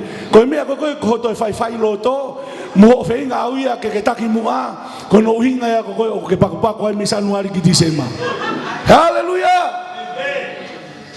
Tomo kau feinga ke whanau no mua i he whiawhini. Ko i lau koe tautu ai toko lahi kuna o siwi. Whakaukau nau tolu ke he kai ai whiawhini. Alfa taha pia mua ke toi asione vai ko nono. Vesi ni matolu ke vesi ko ia hono ua taha. Te whinga peke whawawave kai lava ke kaina ke mohi. Vesi ni matolu pepe na rea sisu ke teki nau tolu koe moni ko tala ke teki mau tolu. Ka pau i kai te mau kai ai sino e foha ai tangata mo inu hono toto oku i kai ha mo ui i e teki mau tolu. Sige mea o talange sisu ke fukakai. Koe mea ke mo mai o kai mea. Patonga e vesi koe hono ni mawha. Koe lea ni koe o ngau ya ke folfola. Koe ia kune kai hoku sino mo inu hoku toto oku ia te ia ai mo i tangata pe te fotu ui ai he aho whakamui. Vesi ni me ni ma. He ko hoko sino ko mea kai mooni pe ko hoko toto ko inu ya mooni. Hallelujah. Tala mai sisu mea kai ko mooni. O kai ko foi ma ko ia na kai pe toi fao. O kai ko inu ko ia ai ko gelere whakatau me 7-11 ni pe ko gelere whakatau me whare koloa. Tala mai sisu ko au ko ma au o ko mooni. Ko hoko toto ko inu ia o ko mooni. Te ke tala mai ke te au whawhikau koe kumea whai o mooni be ia whawhetai ke ki ka pau mooni koe lea ni ai wholofola pe ko hike paula tala mai mea katoa pe mamata ki ai mata e tangata it's temporary o ko whakataimi be kau ki ai hao api o ko whakataimi be kau ki ai hao ka o ko whakataimi be tala mai te alu me staila ke staila wao te ke taimi ka jaha staila ia he o whakataimi be. Mea katoa be whakaukau he tangata be tau sio ki ai it's all limited. Kau ke ngau ele lei whakawhitai ke o tua lahi koe koe hau wahe whakaukau te whalala ke mea ku lava haku ni ma whatonga i e taimi te ke wheelchair. Waka taimi koe te ke wheelchair ai enjoy e mamani ho panga. Ko lawe ki ai ko manatu ki he talaloto maarie na whai e Alexa Anita koe lahi I lawe a historia peheni ka pau te whakanau nou a lawe a historia na fukufuoloa mea e ne wis ako ne wis dai tolu ke whanau nou uraki e ne wis ko ne wisi nai peheni ko ne tala ia ke ne kauseni are ko aho ko koe te umate ai uraki e whia mau ke hiki au he kautoke tā me wheitu ko hiki ai au ke whanua loto e tanu ai au ua ko koe ia egoist tala mai ko ne kore ni pe ko tai me fa o ke puha pe tuku hoku ni ma ki tua falo be ki tua pe ko no tolu ene wis pe ko ne le anda ben tai mi ko hiki ai au pe tu ko ia wa ko ki fai toka ko kola ko siliva ko panga me ko to ben ma hoku ni ma e whakanganga na ko to ai me fe tu ko ia ki fai toka o vale señale pe ko ne eken ke tangata ko ni ko Alexa Anita ko ha uhinga fainga wis pe Koe la vene ai tangata, te whinga ke whanau no, kone la vene. Uruaki, hiki au he kautoke tā, kono hinga ke ilo e mamani, o kui kai lava hatoke tā ia, o ngahi e mea kui koe moui. Kono ua, kone lea nai ben, uhinga e whalo ai ho kongo ni ma, ke sio mai a mamani o ilo i, nā ku hau hala ata, pe te whoki hala ata. Pe kono tolu e whangangana koia e paanga, Pea kone talangea, ke ilo e mamandi, hei kai alu hataha mua baanga ki whai toka. Mea katoa pia kutau fōwai, it's all limited. Hei ai be taimi, hei kai tiki toi lava ko tata alo mai, ki ho baanga mo tu maari e. Neongo ai bebe kuke lotu tau ki langi, neongo ai bebe kuke maoni oni iho au kai, kaya aho te ke mate ai. Pea tala mai te tau tuu i he au e otua koe whamau. Hallelujah. Tala mai sisu. Ko mea kai ene o maoni, ko ho kai, pe te ke mawai mo ui o tangata. Ko inu ene o maoni, inu he toto si isu kalaisi, he ko mea te ke hao ai ke pure anga o he otua. Hallelujah. Ka mau te whatonga I love e ko ia e wholofola. Mesi ni mawhitu, o hangai o mo ui e tamai, nā ne whekau i au, pea o ko mo ui i he tamai. Pea pe ko ia o ne kai i te au, ko ia pe e mo ui i te au. Whatonga rea sisu kalaisi. Ko ia o ko kai ia sisu, ko ia pe ia o ia sisu. Ka pau ko ke kai e whai maa ai sia ina, o hinga ko ke ihe sia ina koe.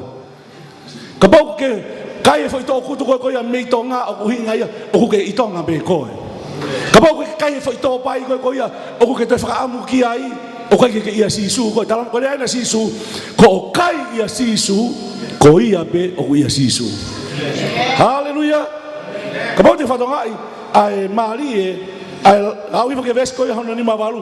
Ko eni ai maa ko ia ne alifo behelangi, o i kai te tau mo i kai ai mana, au mo ngahi tamai.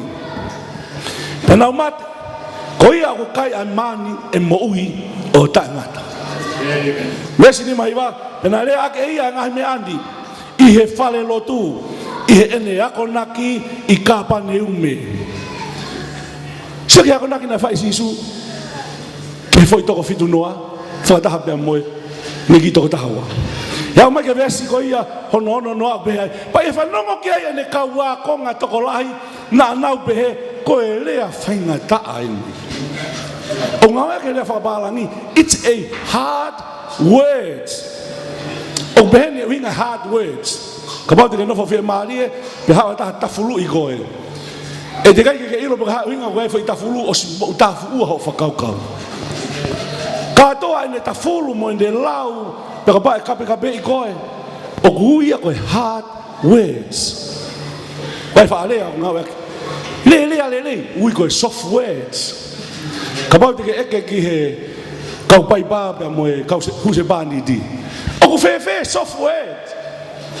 Koe uhinga koe ke whaha ke i api, koe soft words. Hallelujah. Mea kusai aseri ako, whanua poto mo whanua ako aseri. Kokore ke tau pasipasi ki heiki. Hallelujah.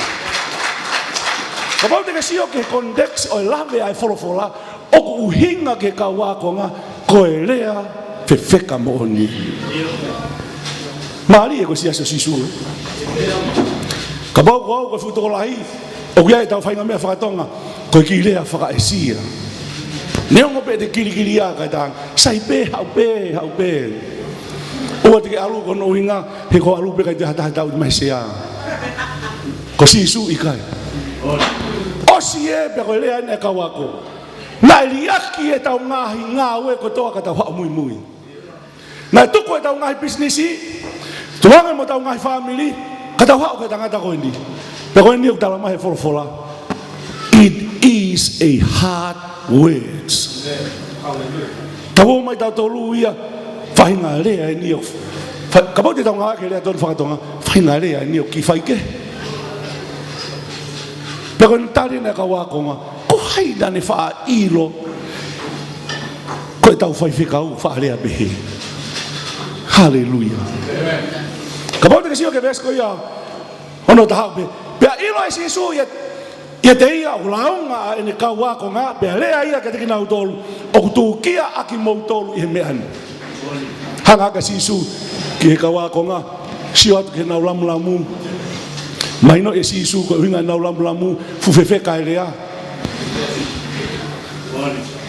Mahalo pe talange e pita ki a Bartolomiu, ko ne timan o futu much. Ko tau toki hao pe meieni, ko ngā tau tau taika. Ko tau mea whai na whai tau whakamasi mai ka, pe awa whakatau ko tau mauanga moui ia, moui mo e community. Pe ko tau hau he na ne hao ui ki tau tolu. Kau fufewheka ni rea ana he ahona. Pe hanga ke rewa si isu o talanga te ki nau tolu. O ko mauto e tukia mo ki mautolu. Maari e ko si isu Kono inga he o iloi e si isu kalaisi ai fu kakai. Ko hao ai toko lahi, kono inga ko manda na isi o ai. O ben kai, ko bai ha palo fita hene. Te koe malanga wha moi mahaki eni. E whonu e whaleni, e whonu mo tua, he lere mai kakai maha mahaki. Teke mai hona ngai whamiri, bea taki mai ki nau tolu, bea ospa whai whakamo ui, nau whoki api, pake alo atu, ko iapi. Koe kia hariri wia. Whawhirai ki heiki. Te sio e vesko ko ia, ono whaa ke whitu noa. Maari e, I love it, I wholofola. Kau ki ai homo nihi, o kui kai tui. Hina ilo e si su me ka mata anga ki nau tolu na i kai tui, mo ia tene lava ki ia. Koe lea ini a wholofola. Ilo e si su e hau e fukakai, pea tu koe ke nao whae vangelio, alu e whaitoko whitu noa. Mana kono inga koe lea ia si su. Nau whoki mai mo e whiewhia, kai ke whiewhia si su ia. He utala mai e wholofola, na e ilo e si su o nau nihi o ki kai tui. Na i kai pe, ke tui ai tokolahi ia. Mesko ono ni mau pe, one pe he. Oia neu pe ai ke teki mau tolu o ki kai wha hao hatangata kia te au. Ka i hono whuaki kia te ia mei he eku tamai. E ari whakakoi ki e bese ono pe ai pe. Talu mei ai na e whoki ki mui ai tokolahi e ne kaua ko ngā o i kaito e alu mo ia. Ko lea ni koko ia wholofola. Osi e lea sisu. Na mawahe ulua ki mawahe be toko whitu noa, fukakai. Sio si su, koe ni utoe aike alu me fua ko ngā, he vese no whitu pa koe lea maari e na whae si su. Pe lea si su ke toko mawhulu maa toko ua. E alu mo mautol foki, tawange si su ke kakai koe nā neui. Koe kuku ale kakai, koe toko whitu mawhulu ena na ului mai, mosi ot ke ngai futu ako si tua. Tawange si su. Pe ai ha, te mautoi alu mo ki mautol. Whawhedai ke eike. Sai a asteria ia kuna utari mone sisu. Te koe lea maari e na whai koe sai mone pita, koe lea e na sai mone pita. Eiki te maute aluki a hai, o kuia te koe a ngahi lea o mo ui ta ngata. Pea ko mautui pea ilo pau, ko koe koe kalaisi o mo ui. Koe lea e na pita. Sisu. O ku alu e fukakai, kako eike maute aluki a hai. Ka koe uhinga e lea si su, he koe fukakai koe nau hau, they have a mindset. Koe tau koe ni everyone have a mindset. Koe ue sia koe tau mo ui, he lalola koe ni, kono uhinga he kui ai pe ki tukunga whakakau kau, mo ki tukunga loto. Ka pau e ki tuku ho mindset, ka ke sio ke wholofola e o tua, e tau poki koe e o tua. Ka pau te whakatata kia ke no ka te tau tolu, toki lau e koe ia se nesta haua. Lea maaria si hova na uskilo i be si hova mea kotoa. Ne tarang e palahame, uaki ma wahe me whonua. Ua ma wahe me whare ho o kai ngā. Tolu ma wahe me whare ho o tamai. Ka pau te ke sio he moonio e mo ui, koe ue sia e tau ngahi lo tu, kono ui ngā koe mea koe ia na tau tupu hake mo nofo ai. Na koe lea si hova, e palahame, fie mau ke mawahe. Na koe teimi te mawahe ai, te u tapo ki koe, te u hake ki koe. E whakaapa mata pao hewa ni, pea koe hono uhi ngā, he uki kai te ke toi nofo, he mea nā ke nofo ai. Hange koe ni ka pau te o mai ka te tau tolu whanau no o ben. Mawahe me whonua, koe tau hau katoa whoki mei tonga, whawhetai ke eki. Koe uhi ngā melo a whare ni, he koe tau hau katoa be mei tonga. Whawhetai ke eki. Nā loia tau tolu, koe whanua inu kui ko asteria. Ka whaiha tau kātoanga, koe tau alat koe ki ai mea kai whakatonga. Whakawhiewhia, whakatonga. Koe maari e taha, e tau whahinga whakatonga koe tau whai, he koe tau osi roi be. Pea kue si ai e tau lotu koe au whai. Pea ku tala rewa e tau lotu aki tau tolu, sai beha koe tau ki kalsa. Nā tau hau mei ai mei tonga, pea koe ki whakawhiewhia ai aku tua taha be. Pea ku sai beha ngahi te tuk malanga bea bongbongi ka aiki mea ko he ahoni. Whawhetai ke ki uhau bea seri ai, amen. Lea si hova talangi si hova, mamahe me whare ho tamai. Koe maari e taha, taimi koe hau e whanau lea koe ka teti. Teti, kou te umari. Koe tari ani a tamai. Koe aike ke maari ma ki whewhine ulaki. Ko hai hono ingoa. Uhinga ke ilo i hono whakaiku. Koe tau nofo koe ni ku tau ilo i koe toa pea tonga. Taimi me tala mai fai ku, le ngai fai o sta pe fata. Oh Yahweh. Hallelujah. Ko e ko ya te di. Ko ne ha u me fe. Ka bau e pe atu. Ko ne ha u me to ke lau mama. To hiki ha ke ni mai te di te ka mo e ta. Oh Yahweh fa ko hono hinga e kulave ki ai he ko malanga ina si sukalaisi fatomala he ku yai puleanga ko puleanga ko ya ko hano kausa ko puleanga ko ya ko hano traditions ko puleanga ko ya ko hano kristutone ko puleanga ko ya ko hano lao pete ki to lava hu ke puleanga ko ya ko hinga na le asiova e barahame ma vahe me fale ho tamai because of your mindset ko ha ko ka fuka kai I need to go and now kai foi ma e manda because they have a mindset. Na ku kai pa fa wa nef. Hanga ko to fangi me fa tonga. Tai me fa putu be wi mo fa na tu ya ko ya mo mai. Ke ta wo ke putu ko no inga tu fa mi la pat mo fangi mi ke ta na ki mai. Hallelujah. Sai bia seria ne amen. Ko ko ke ta pas ki. Hallelujah.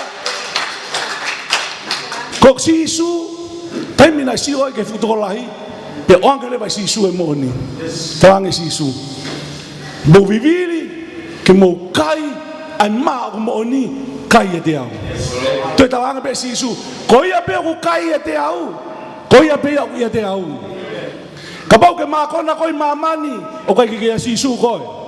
Ka pau ke ma kona koi he fare ia kaulo ia fa tonga moni ni o kai ko sisu ia. Ka ke ma kona koe he poto ai fahinga e tangata tala mai sisu ko kai sisu te ke ma wai mo i o tangata. Hallelujah. Mari e vesi ko ia fidunoa be le vai lawa vesi fidunoa. Pe be sisu ke te na utolu i kai na ku filia ki mo utolu. I kai na ku filia ki mo utolu. Ta ko filia sisu to talanga be sisu. Kau kiai pe to ta hai na fili ko te volo be ia. Ko tau ba fa kau ba ben. Na fili si su to ta haua, ko ni tala mai, o si ai pe mo te volo ia. Na sai be ia kamata. To ki te volo be ia ne mindset. Kabau na ko semina I will speak about the kingdom. Kau tala no ia hinga ko ia and mindset. Ai to ta na ne lava ki sisu. Kono inga ko ne mui he ko ia na tau hipanga. Pe ko inga ne mui sisu be ofi ya sisu. He ko tana ki mai ko offering ni ko ia fok tende lau. Fa feta ke ki sai be asteria ni. Pe ta mama ia fola ilo e sisu. O que be mai te volo ia. Fa ficau. Ko si o ko tau to ko ni ko siot ka modol hu ka to ke ban he ko fuma oni au pito homo sio modol amen ko ko kita pas ki hallelujah malo pete ke be mai fa ficau ko nga fe sio ma oni me ko sio to ke futo kanga ke folfola ka ko amba na ki ke le ate folfola ko ha o ke sisu o ko ha o ko fa ficau mo sia sio ki Kabau te ke whatonga i osi piko e rea sisu. Ta taha pe me pesete fitu noa, toi mai be ki pesete. Mahalo ki pesete kutong noa. Ko toki toe mai e, ai ka kai mo oni, ke whakalere a ngā ue, ai au whi mau e he otua. Hallelujah! Ko leta sipe a sisu, whai whikau. O te ke impress ko he hau e ka kai. E ai ka kai te nau tātā, ia te hota whaki te nau, si koe whai whikau tala wau taha pe koe he lalo la koe ni. Ko koe pe mo si a si te uha o rotu ai, pia ke alu koe hange koe koia ko ke ewe e wā. Kau ki whatoka ngātu. Koe si a si koe me e a sisu. Ko sisu ia ko ne whai ai whakaliri u.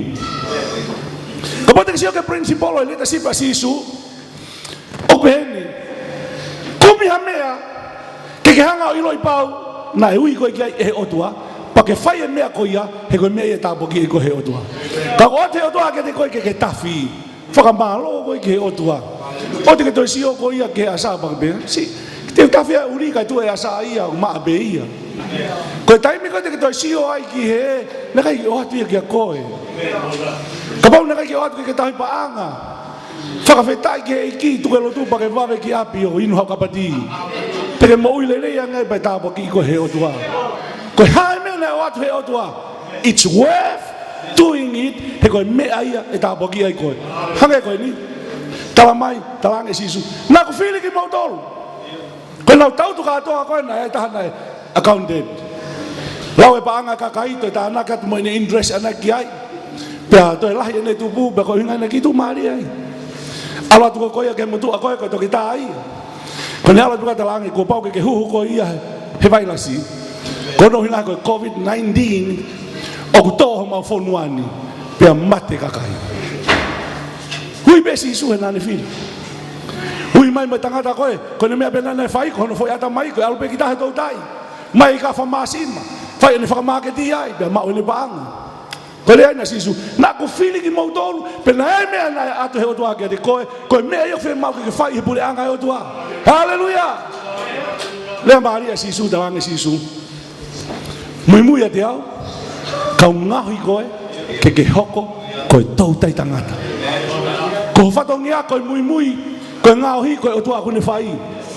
Ka pau te toi ngauhi e koe koe, kai te hatate whisi atu koe. Hallelujah! Koe pule anga o langi, tala mai he wharafola koe lea na sisu kalaisi. E pita! Ka pau te ngau ake mahino i hahoni. Nā si ai pe wakai nā ke he kai. Nā ai pe moho au sia moho poto au. Nā e whitu nā ke lea ai, ilo i he kakai ho kai mumu a. Ilo i he society, ai to onga ko toa pena e whai. Kako eni? Te ngahi koe he kai te ke toi toutai tangata koe. Te ke hoko, he kai te ke toi hoko koe ko toutai ika. Sorry. Ka te ke hoko koe, koe toutai tangata, ki he pule anga e otua. Hallelujah! Kono whakamoni o peheni ka hainga. Nā ke hau pe koe mo toutai o kai koe hinga ki te hau koe liriwa saya nisi. Hau pe koe mo toutai, na kai koe hinga ki te hau koe o ako sivol sinia. Hau pe koe mo tare niti koe mo toutai, o kai koe hinga ki te hau koe whai businessi. He ka toi hau koe pa kai liriwa whai hamea kehe, e toi whai kehe e tau lue e tau tau. Ka koe talange sisu, te ngauhi koe, kai te ke toi hoko koe toutai, hika, aki ho experience. He kai te ke toi hoko koe toutai ika, aki ho observations. He kai te ke toi hoko koe toutai ika, aki ai knowledge koe koe ia nā ke mau. Ko au sisu, te ngauhi koe, ke hoko koe, koe toutai tangata ke pure anga, oe otua. Hallelujah! Ka inga, ofa mai otua ka te tau tōru. Ko tautu bea o mare ia he whakarea ana e whai he taki, pe he taki. Ka pau ke hao hiwa, hao be. Ka pau te tāna kai, ka pau ke hao hiwa, hao be ka ke tautu be he sea. Kono inga, he ka pau nei mai muhare o lelei ka te au. Nai ke tu o whawhawhanga i ki fo hiwa, ko si holo mau a serian kai hala nusila. Ka koe mea maari e tuko ki fo hiwa, ko hono o hinga, he nai kai ke mai ke hiwa. He koe mō meniti be e ku hiwa. Kai te hata au te whalena. Ka inga. Nei ai mea nai o atu he otua kia te koe. Mo ua e tau tangata. He mea kui koe lere, to kua koe lau whakateknolosia. Ki whanonga mai. Ko foi lea koe teknolosia, ka pau te ke kumi hifo ke hono definitions, o ko hinga ia koe knowledge and study. Koe ne toki whaopea na ia koe tau tangata e aho ni. Ka koe mātua koe koe whakawa motoa na nau ako pena o tōpa na en mena uilo. Tu au mai ke ahoni. Pe toki au mai e pia ui koe teknolosia pia koe lau ene ai tau tupu. E mami mo teti na mo old school. Ko mau tolu koe no mau tau tangata koe ni, ko hono uhinga koe technologies. Ka pau eke atu ki ai koe haa teknolosia koe kene ilo ia pe kano uhinga. Ka koe uhinga fo ilea technology, to study. Mau mo ilo. Ka koe whia mau ke o mai ke tau tolu, ke whalafola, e tau sio ke principolo, o e leadership koe koe anai whai e sisu, concentrate the sisu, i the kingdom of God. Tokanga whakamamafa sisu, i he pure anga o e otua. Hallelujah! Maari e, I love e whalafola, he kusio a sisu, he can go alone. Ta foka ka sisu ke ka mui talang. Pea ha, te mo to alma mo to. Mari e I love ya sisu. Ka mo te ka sio ke vesi ko ia.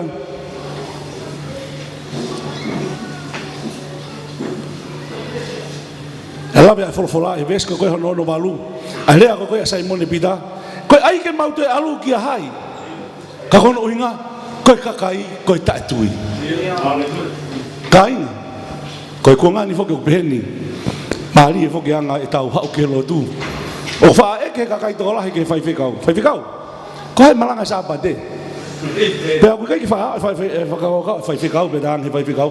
Ko me aku malanga. Ta fo ka ke to ta ha ka si. Ta si aka pul he sa pa de. He ko me ai aku malanga. Ko tau tol tonga be. Kai lo fai fikau hinga e ke kakai. Keli e na fua pe uefe ko alki sayo na fano hene malanga he ko si loi ko to pe he kakaya nga si tau tu amen fai fikau to kanga ko ke pule anga si ko ba ka ha o kakai to be ke na ha mari ko fola tang e sisu ilo sisu e si ha ko e fu kakai na e pe na ki asenita takta tu ko ki feinga ke fa o si mo me fola yo to ilo tangata ko toa beheni mo lahi no malanga i sione ba ho fulu to gilau ka me bes ulaki ka bes ho fulu pa ko le si suka laisi o ha ka ya as tamade mo fa au ko ki bes la ulo to bende ko si ulaki lau me bes ulaki ka ke ilo i ai hinga le sisu ko le sisu ko ki nau tolu na mu o mu amai te au ko kau kai ha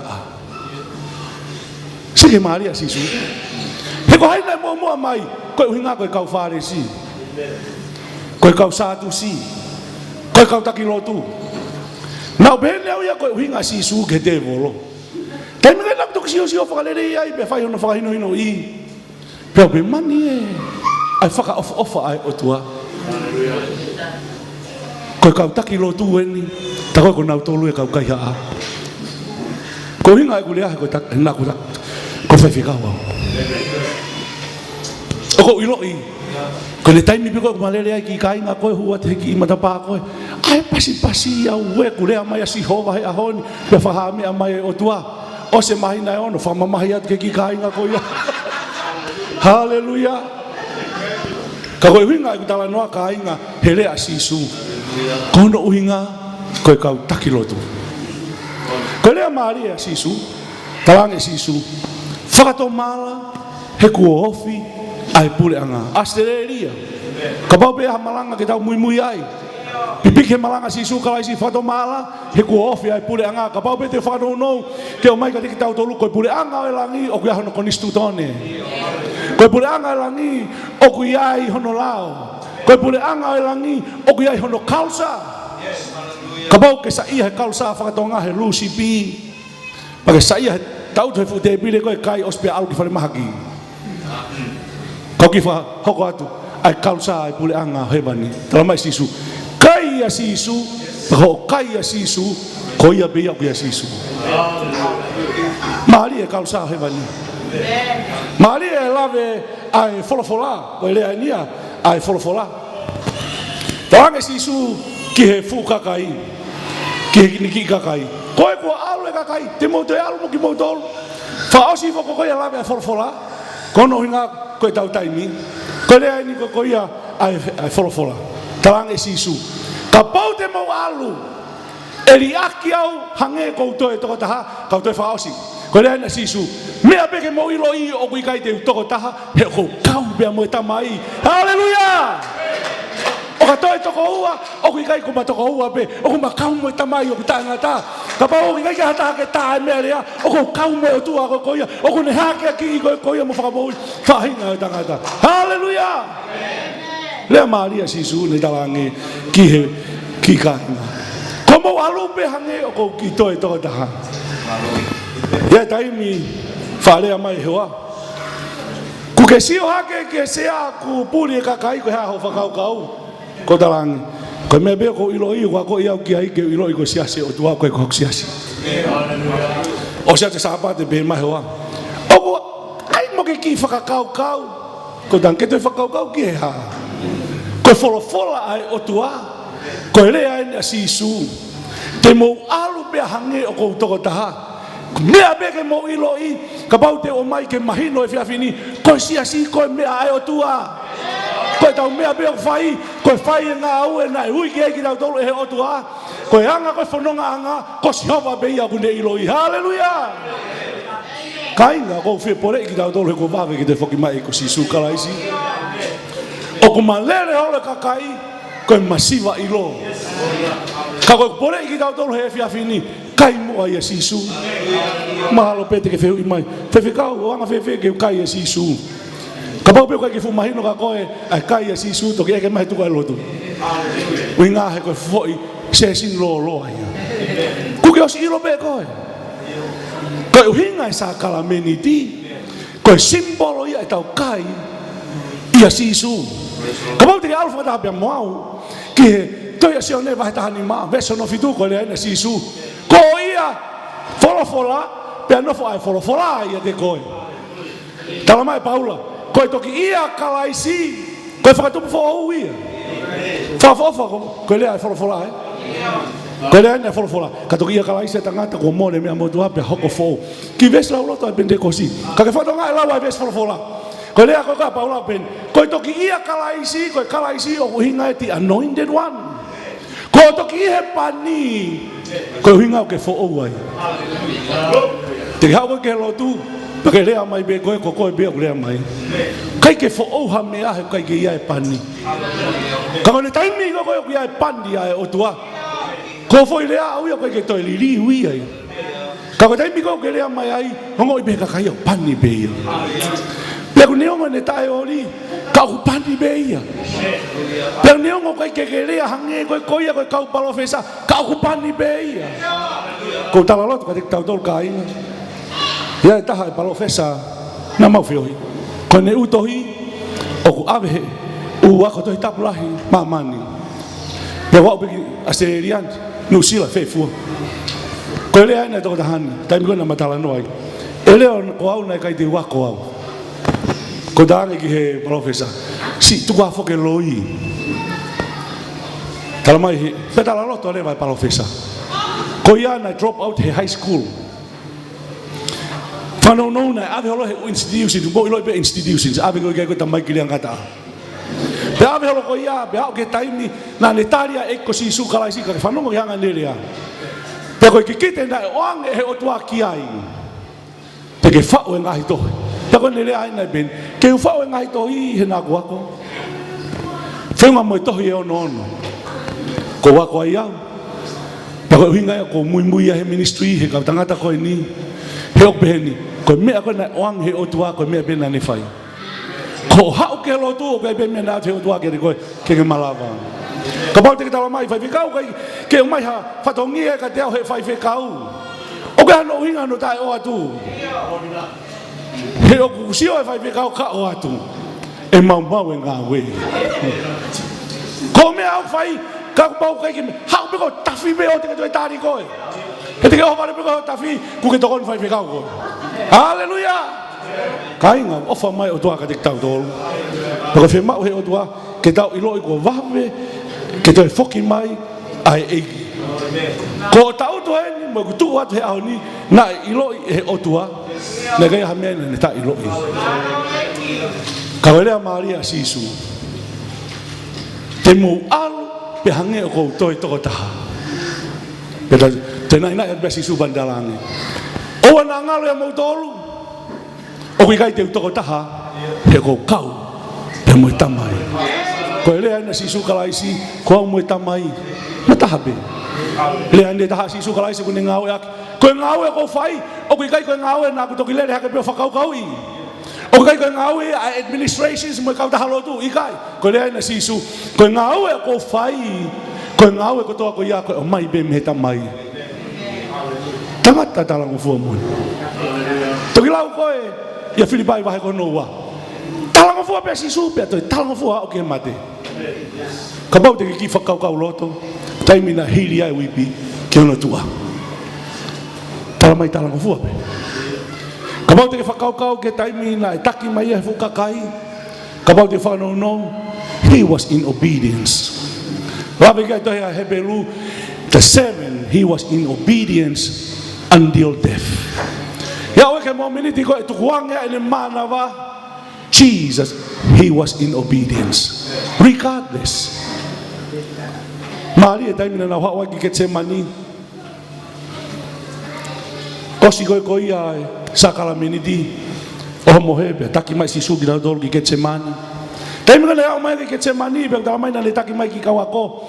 Faka ofa ko kamata ke hola kakai. Toi foi toko tolu pe ne taki mai ko ia pe ne talange ke ki foi toko tolu. Mo no foi no lotu. Kau toi ki taha taha ke alu ke maka. Sia ke lita si pe sisu. Kalau mai be alu lua ke sisu fai ko ne lotu, foki mai ia tangulu atu. Fa feta ke iki kai ko ka Australia. Fa fangu kina tole sisu pe talange sisu. Meani hei kai te lava. Ke lotu mo au haki foi hoa beta. Kai ke kole sisu hata o taha. Ke hange ko kole fai fe kau ke me mi ba o te ke alu. He ko alu si ke sia ko hai tau tu. Ko kole sisu na ke kole ha mai na ta. Kai ke kole ha ta ko ni kole ke foi hoa beta. Peta wangi sisu. Te walu ke maka lotu. Kono inga ke lotu ke ta mai. Tau loi ko toa pelota sisu ko ne ma sisu ke maka tulu tui. Pero taimi kana ne loto ai na ne talange tamai ka tu ya fonga ange. Faka osi pe sisu kai fai pe hofina ngalo. What an obedience. Te hawa sisu ko ia ki foi kawa ko nga. Ko me tau tu fai pe tangulu ia. Fa fango sisu mo ne kole. Me ani hei kai te lava o lotu whakataha pia moau ki foi hoa beta. Taimgo whakatala he whai whekau e whai tau ki polo tsein ko pāhia seinia he motu tohongo fulu. Whawhetai heiki. Ta whamalo ki au tuahe ene ofa. Hawa si supe le te whafango ko ki nau tolu. Ko mena kumare ia si supe alu kono tua tolu. Pao ne whoki mai ko ia mohe beka i ngai. Ko le hako sio ke nau mohe pe talanga le vai sisu ki he kawa ko ngā. O ngau e kia he le whabalangi o beheni. Sleep on. Kono whakalele i mo mohe a ia. Kau kai ia ke moutu e tu o lo tu whai whikau talangi. Mohe ai pia kai ko hinga ke mate o alu whai toko. Ikai. Ko hinga lea ko sisu ko whamatala i nia ai kau he belu. Ko whamatala i nia ai palofe sa o beheni. Ko ne hau ko ia ko ne whe mau ai toko ni. Ko taimi ko ke whaingata i ai pia ke mamahi. Ko loto ke hauma ke tangi ki ai. Ko tautu ko na ko si ai beho au sia. Taimi beho ke whanu palpare mai. Ko e toa telefoni o tātu ka mea. Ko ni na whanu mo e tala noa nai lau i au. Ni ko hanga ka mea ko hiki au ka hiri ko na ko ange pe na ki se niti kai ke wiro pa mea ko lau ia iau ku ke osiro pe ko mea na lau ia ko e ta ko ke fe ma wa ta ke pou ke te ko e ko hinga foki ma si su ka pau te fa no no pe ni he need a support how ia ke ka support ku fai ke ha de ka support ya tawange si su sai ko mea ko ia ke mo ta support o mo ngahu iau ke walu malohi pe ke maka ke ulotu ke he otua he ilon na fafana mai alangi hawa si su to tolu silent he bani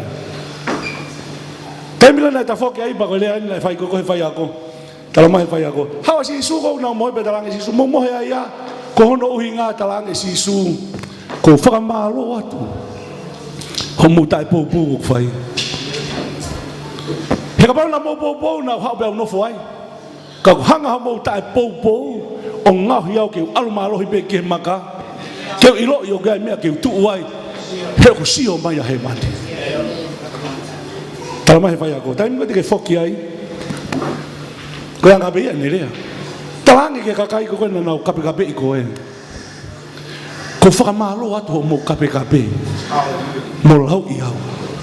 He ka pau na kate mo kape mo lau iau. He kai te behen he au. Ka hanga mo kape mo tuku hifo. Ngau iau. Ke puna takai holoi mamani. O kai ko hinga ko mo tolo. Ka koe uhinga e wholofola. What an obedience in leadership. Koe au e ke take a sisu, situ a kakai talanga be sisu. O te mo whakaukau, te utu e noa pau nofo toko taha. He koe ui au ai o tua. Mea peke mo ilo i o kou tuu mo e tamai. Peha osi koe a peha peke kawa kawa pange talange. Sleep on. Whakamalo atu, ho tae popo. Ka pau te o mai ai ako naki maari e a sisu kalaisi.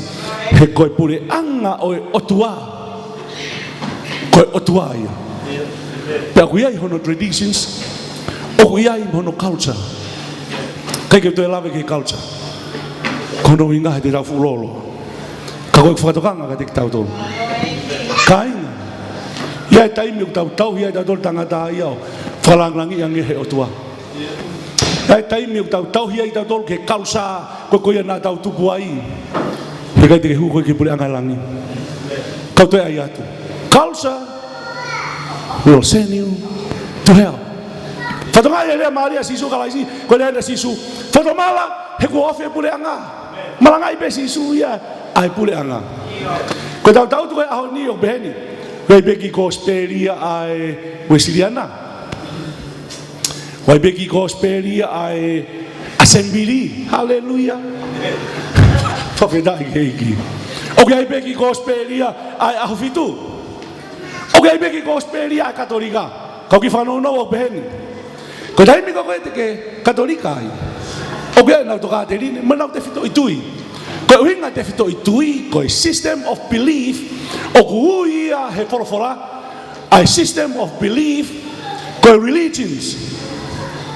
Tau beheni leo. Te ke hau ka pātere o te ki ai. Te ke hau mis, te ke whai ke moe, kai toki tari koe ke katolika. Ko Assembly ia beheni nau ki gospeli. Tai whikau, te ke whai e ulak.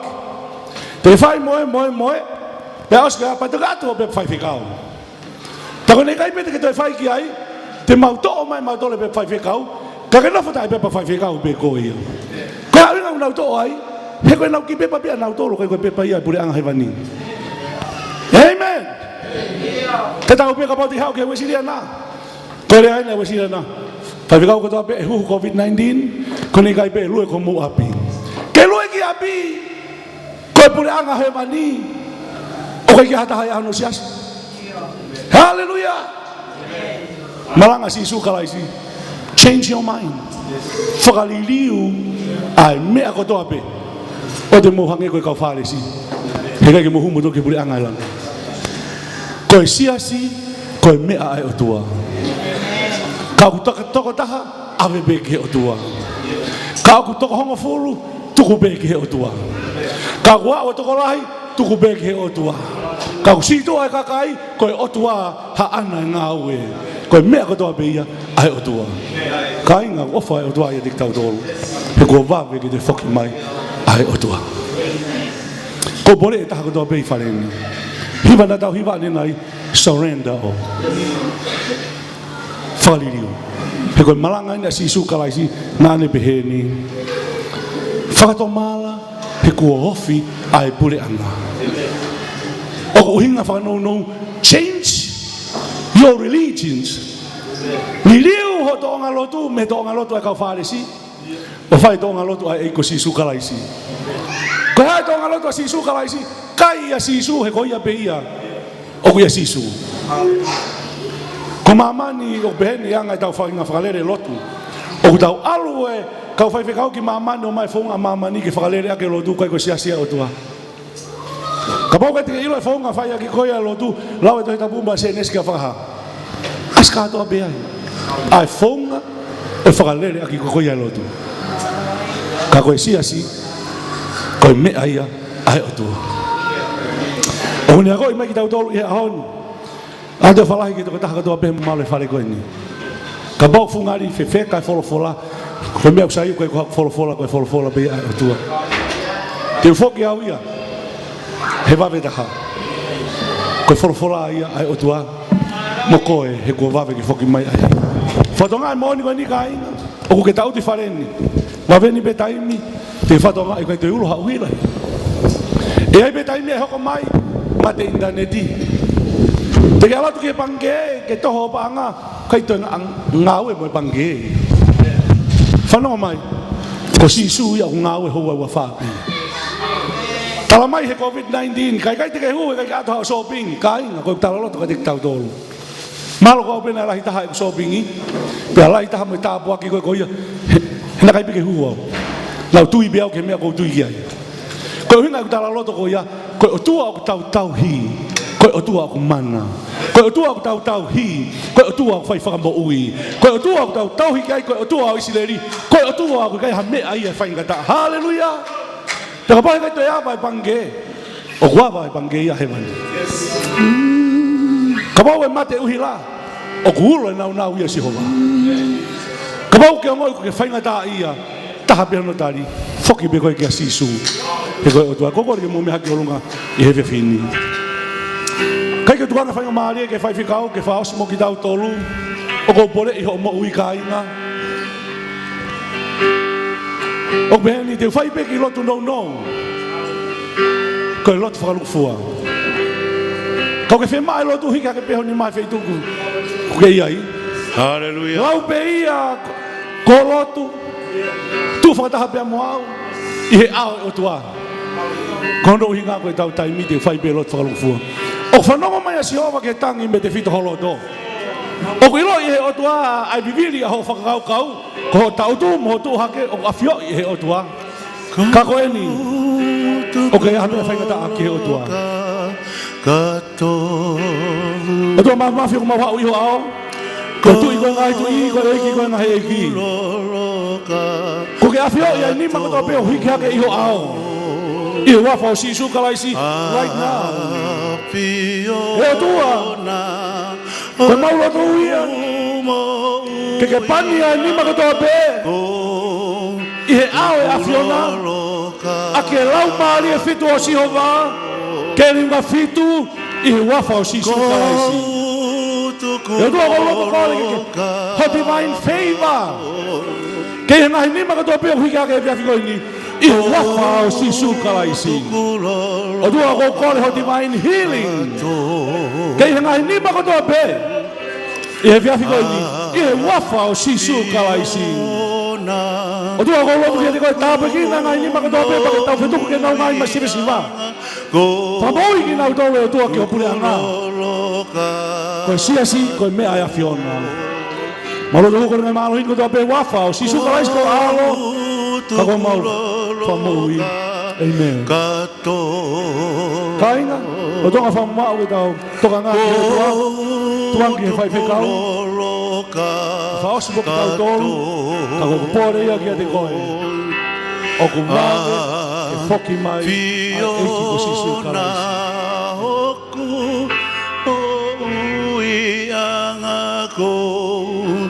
Tukulolo kato. Lele Sihova. Ka whamaro tu hamutai ngi o tua ui a kone polpola. Taha koe ni. Uho koe tā puaki ke tau ngahi mo ui. Tukulolo kato. Ata whamaro lahi ka tiki modoro ko tāpe. Ulawa mai hei whiawhi koe ni. Ke hongi ki he tokon taki. Tokon paristeri. Wawao pa pe hono hoa. Evo ke tari. Ko tolo mo tope ka fe kau. Tono lo hea. Ka whamaro to whawhita ki o tua au tau lawa mai via ko ni. Ko tau whataha hono ua. I he ta ua fe ua wha. Hallelujah. Ko tau lo tu ia ke he o tua ke hanga whai tāpu ki na ki tau tolu. I he ngāwe e o tua I Australiani. Ko taha ia e visone. Ai paresteni. Ke hoko atu e tau whakatahata mo tau wheohi. Au tau tolu ko ia I seneni. Ko raha ia whamanatu atu ki tau tolu no ko tau pe. Whamanatu atu ki tau tolu ko tau who'ou. Ko tau tolu tau housi ko ia e konveni se tau who'ou. Ko raha ia ki tau lotu ki ai. Ko tau ia e tari ko ia ki tau who'ou. Foi pulu ko ia ki tau who'ou. Hallelujah. Ko tonga ko ia e pekia. He mau ke talotu ki ai hoko tā puaki. E tau ngāu e whai I he tau who'ou. Tako taha ia e whamanatu ati ki tau tolu.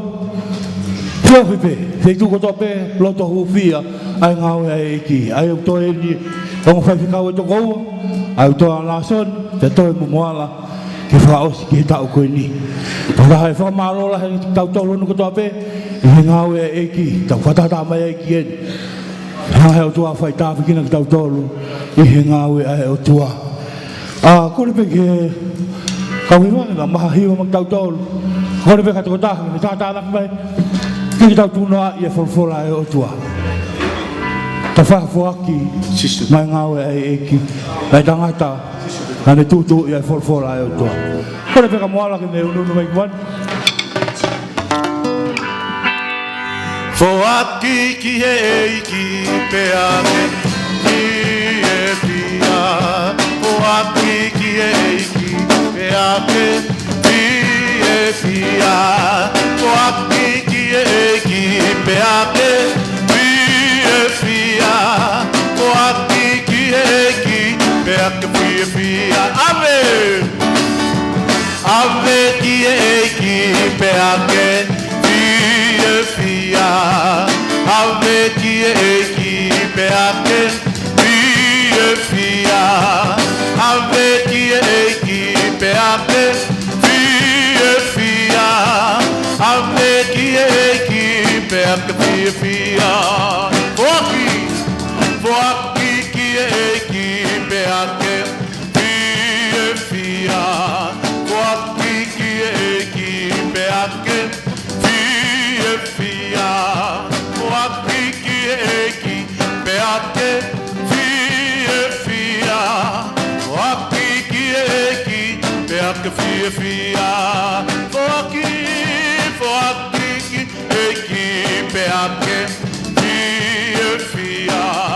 Foaki ki pe ake ki e pia.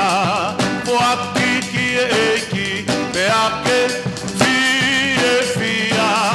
Foaki ki pe ake ki e pia.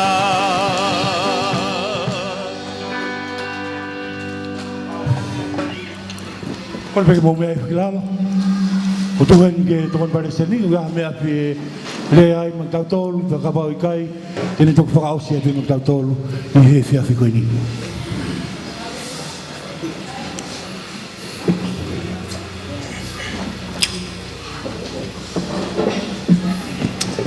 Praise the Lord. Amen.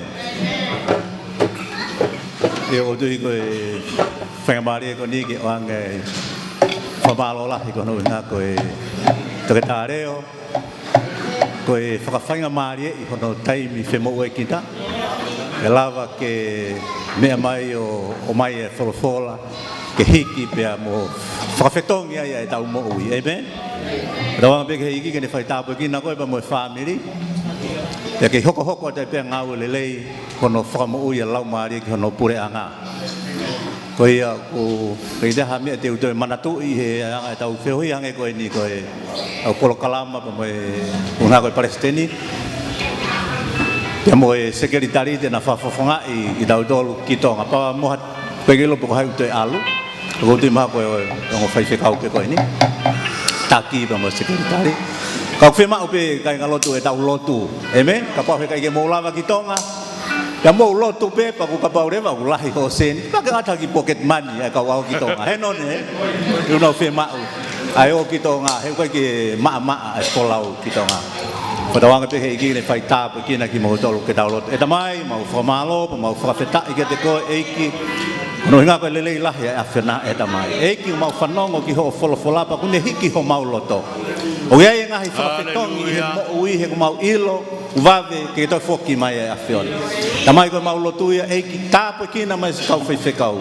tapo ki na mai poate nga hi si hono kotoa a oi pe ke tamai mo fai pa mo to nga kai nga lotu o mau ilo e ki ko a ho en ko ke ui ai ki mau tolu tamai ki mau ilo ki mau tolu ai me ai hoko apong pong ka hanga he tuio ave ki mau tolu ki ai ya mau ilo o ki ai e fotu tu ai a fiona ma holu ngai he fotu tu ai tangata e ki tu ko ke pe mau hau pelu ho mau ngahi loto e tuku ke toi whakafo au e mau moui hange ko fola na vai vai e fia fiko ni e tamai Panik faita pe kina to taha ko to ape pe ko sola pe mo hapulangi mau tau fa ta mo sino afiona eta mai.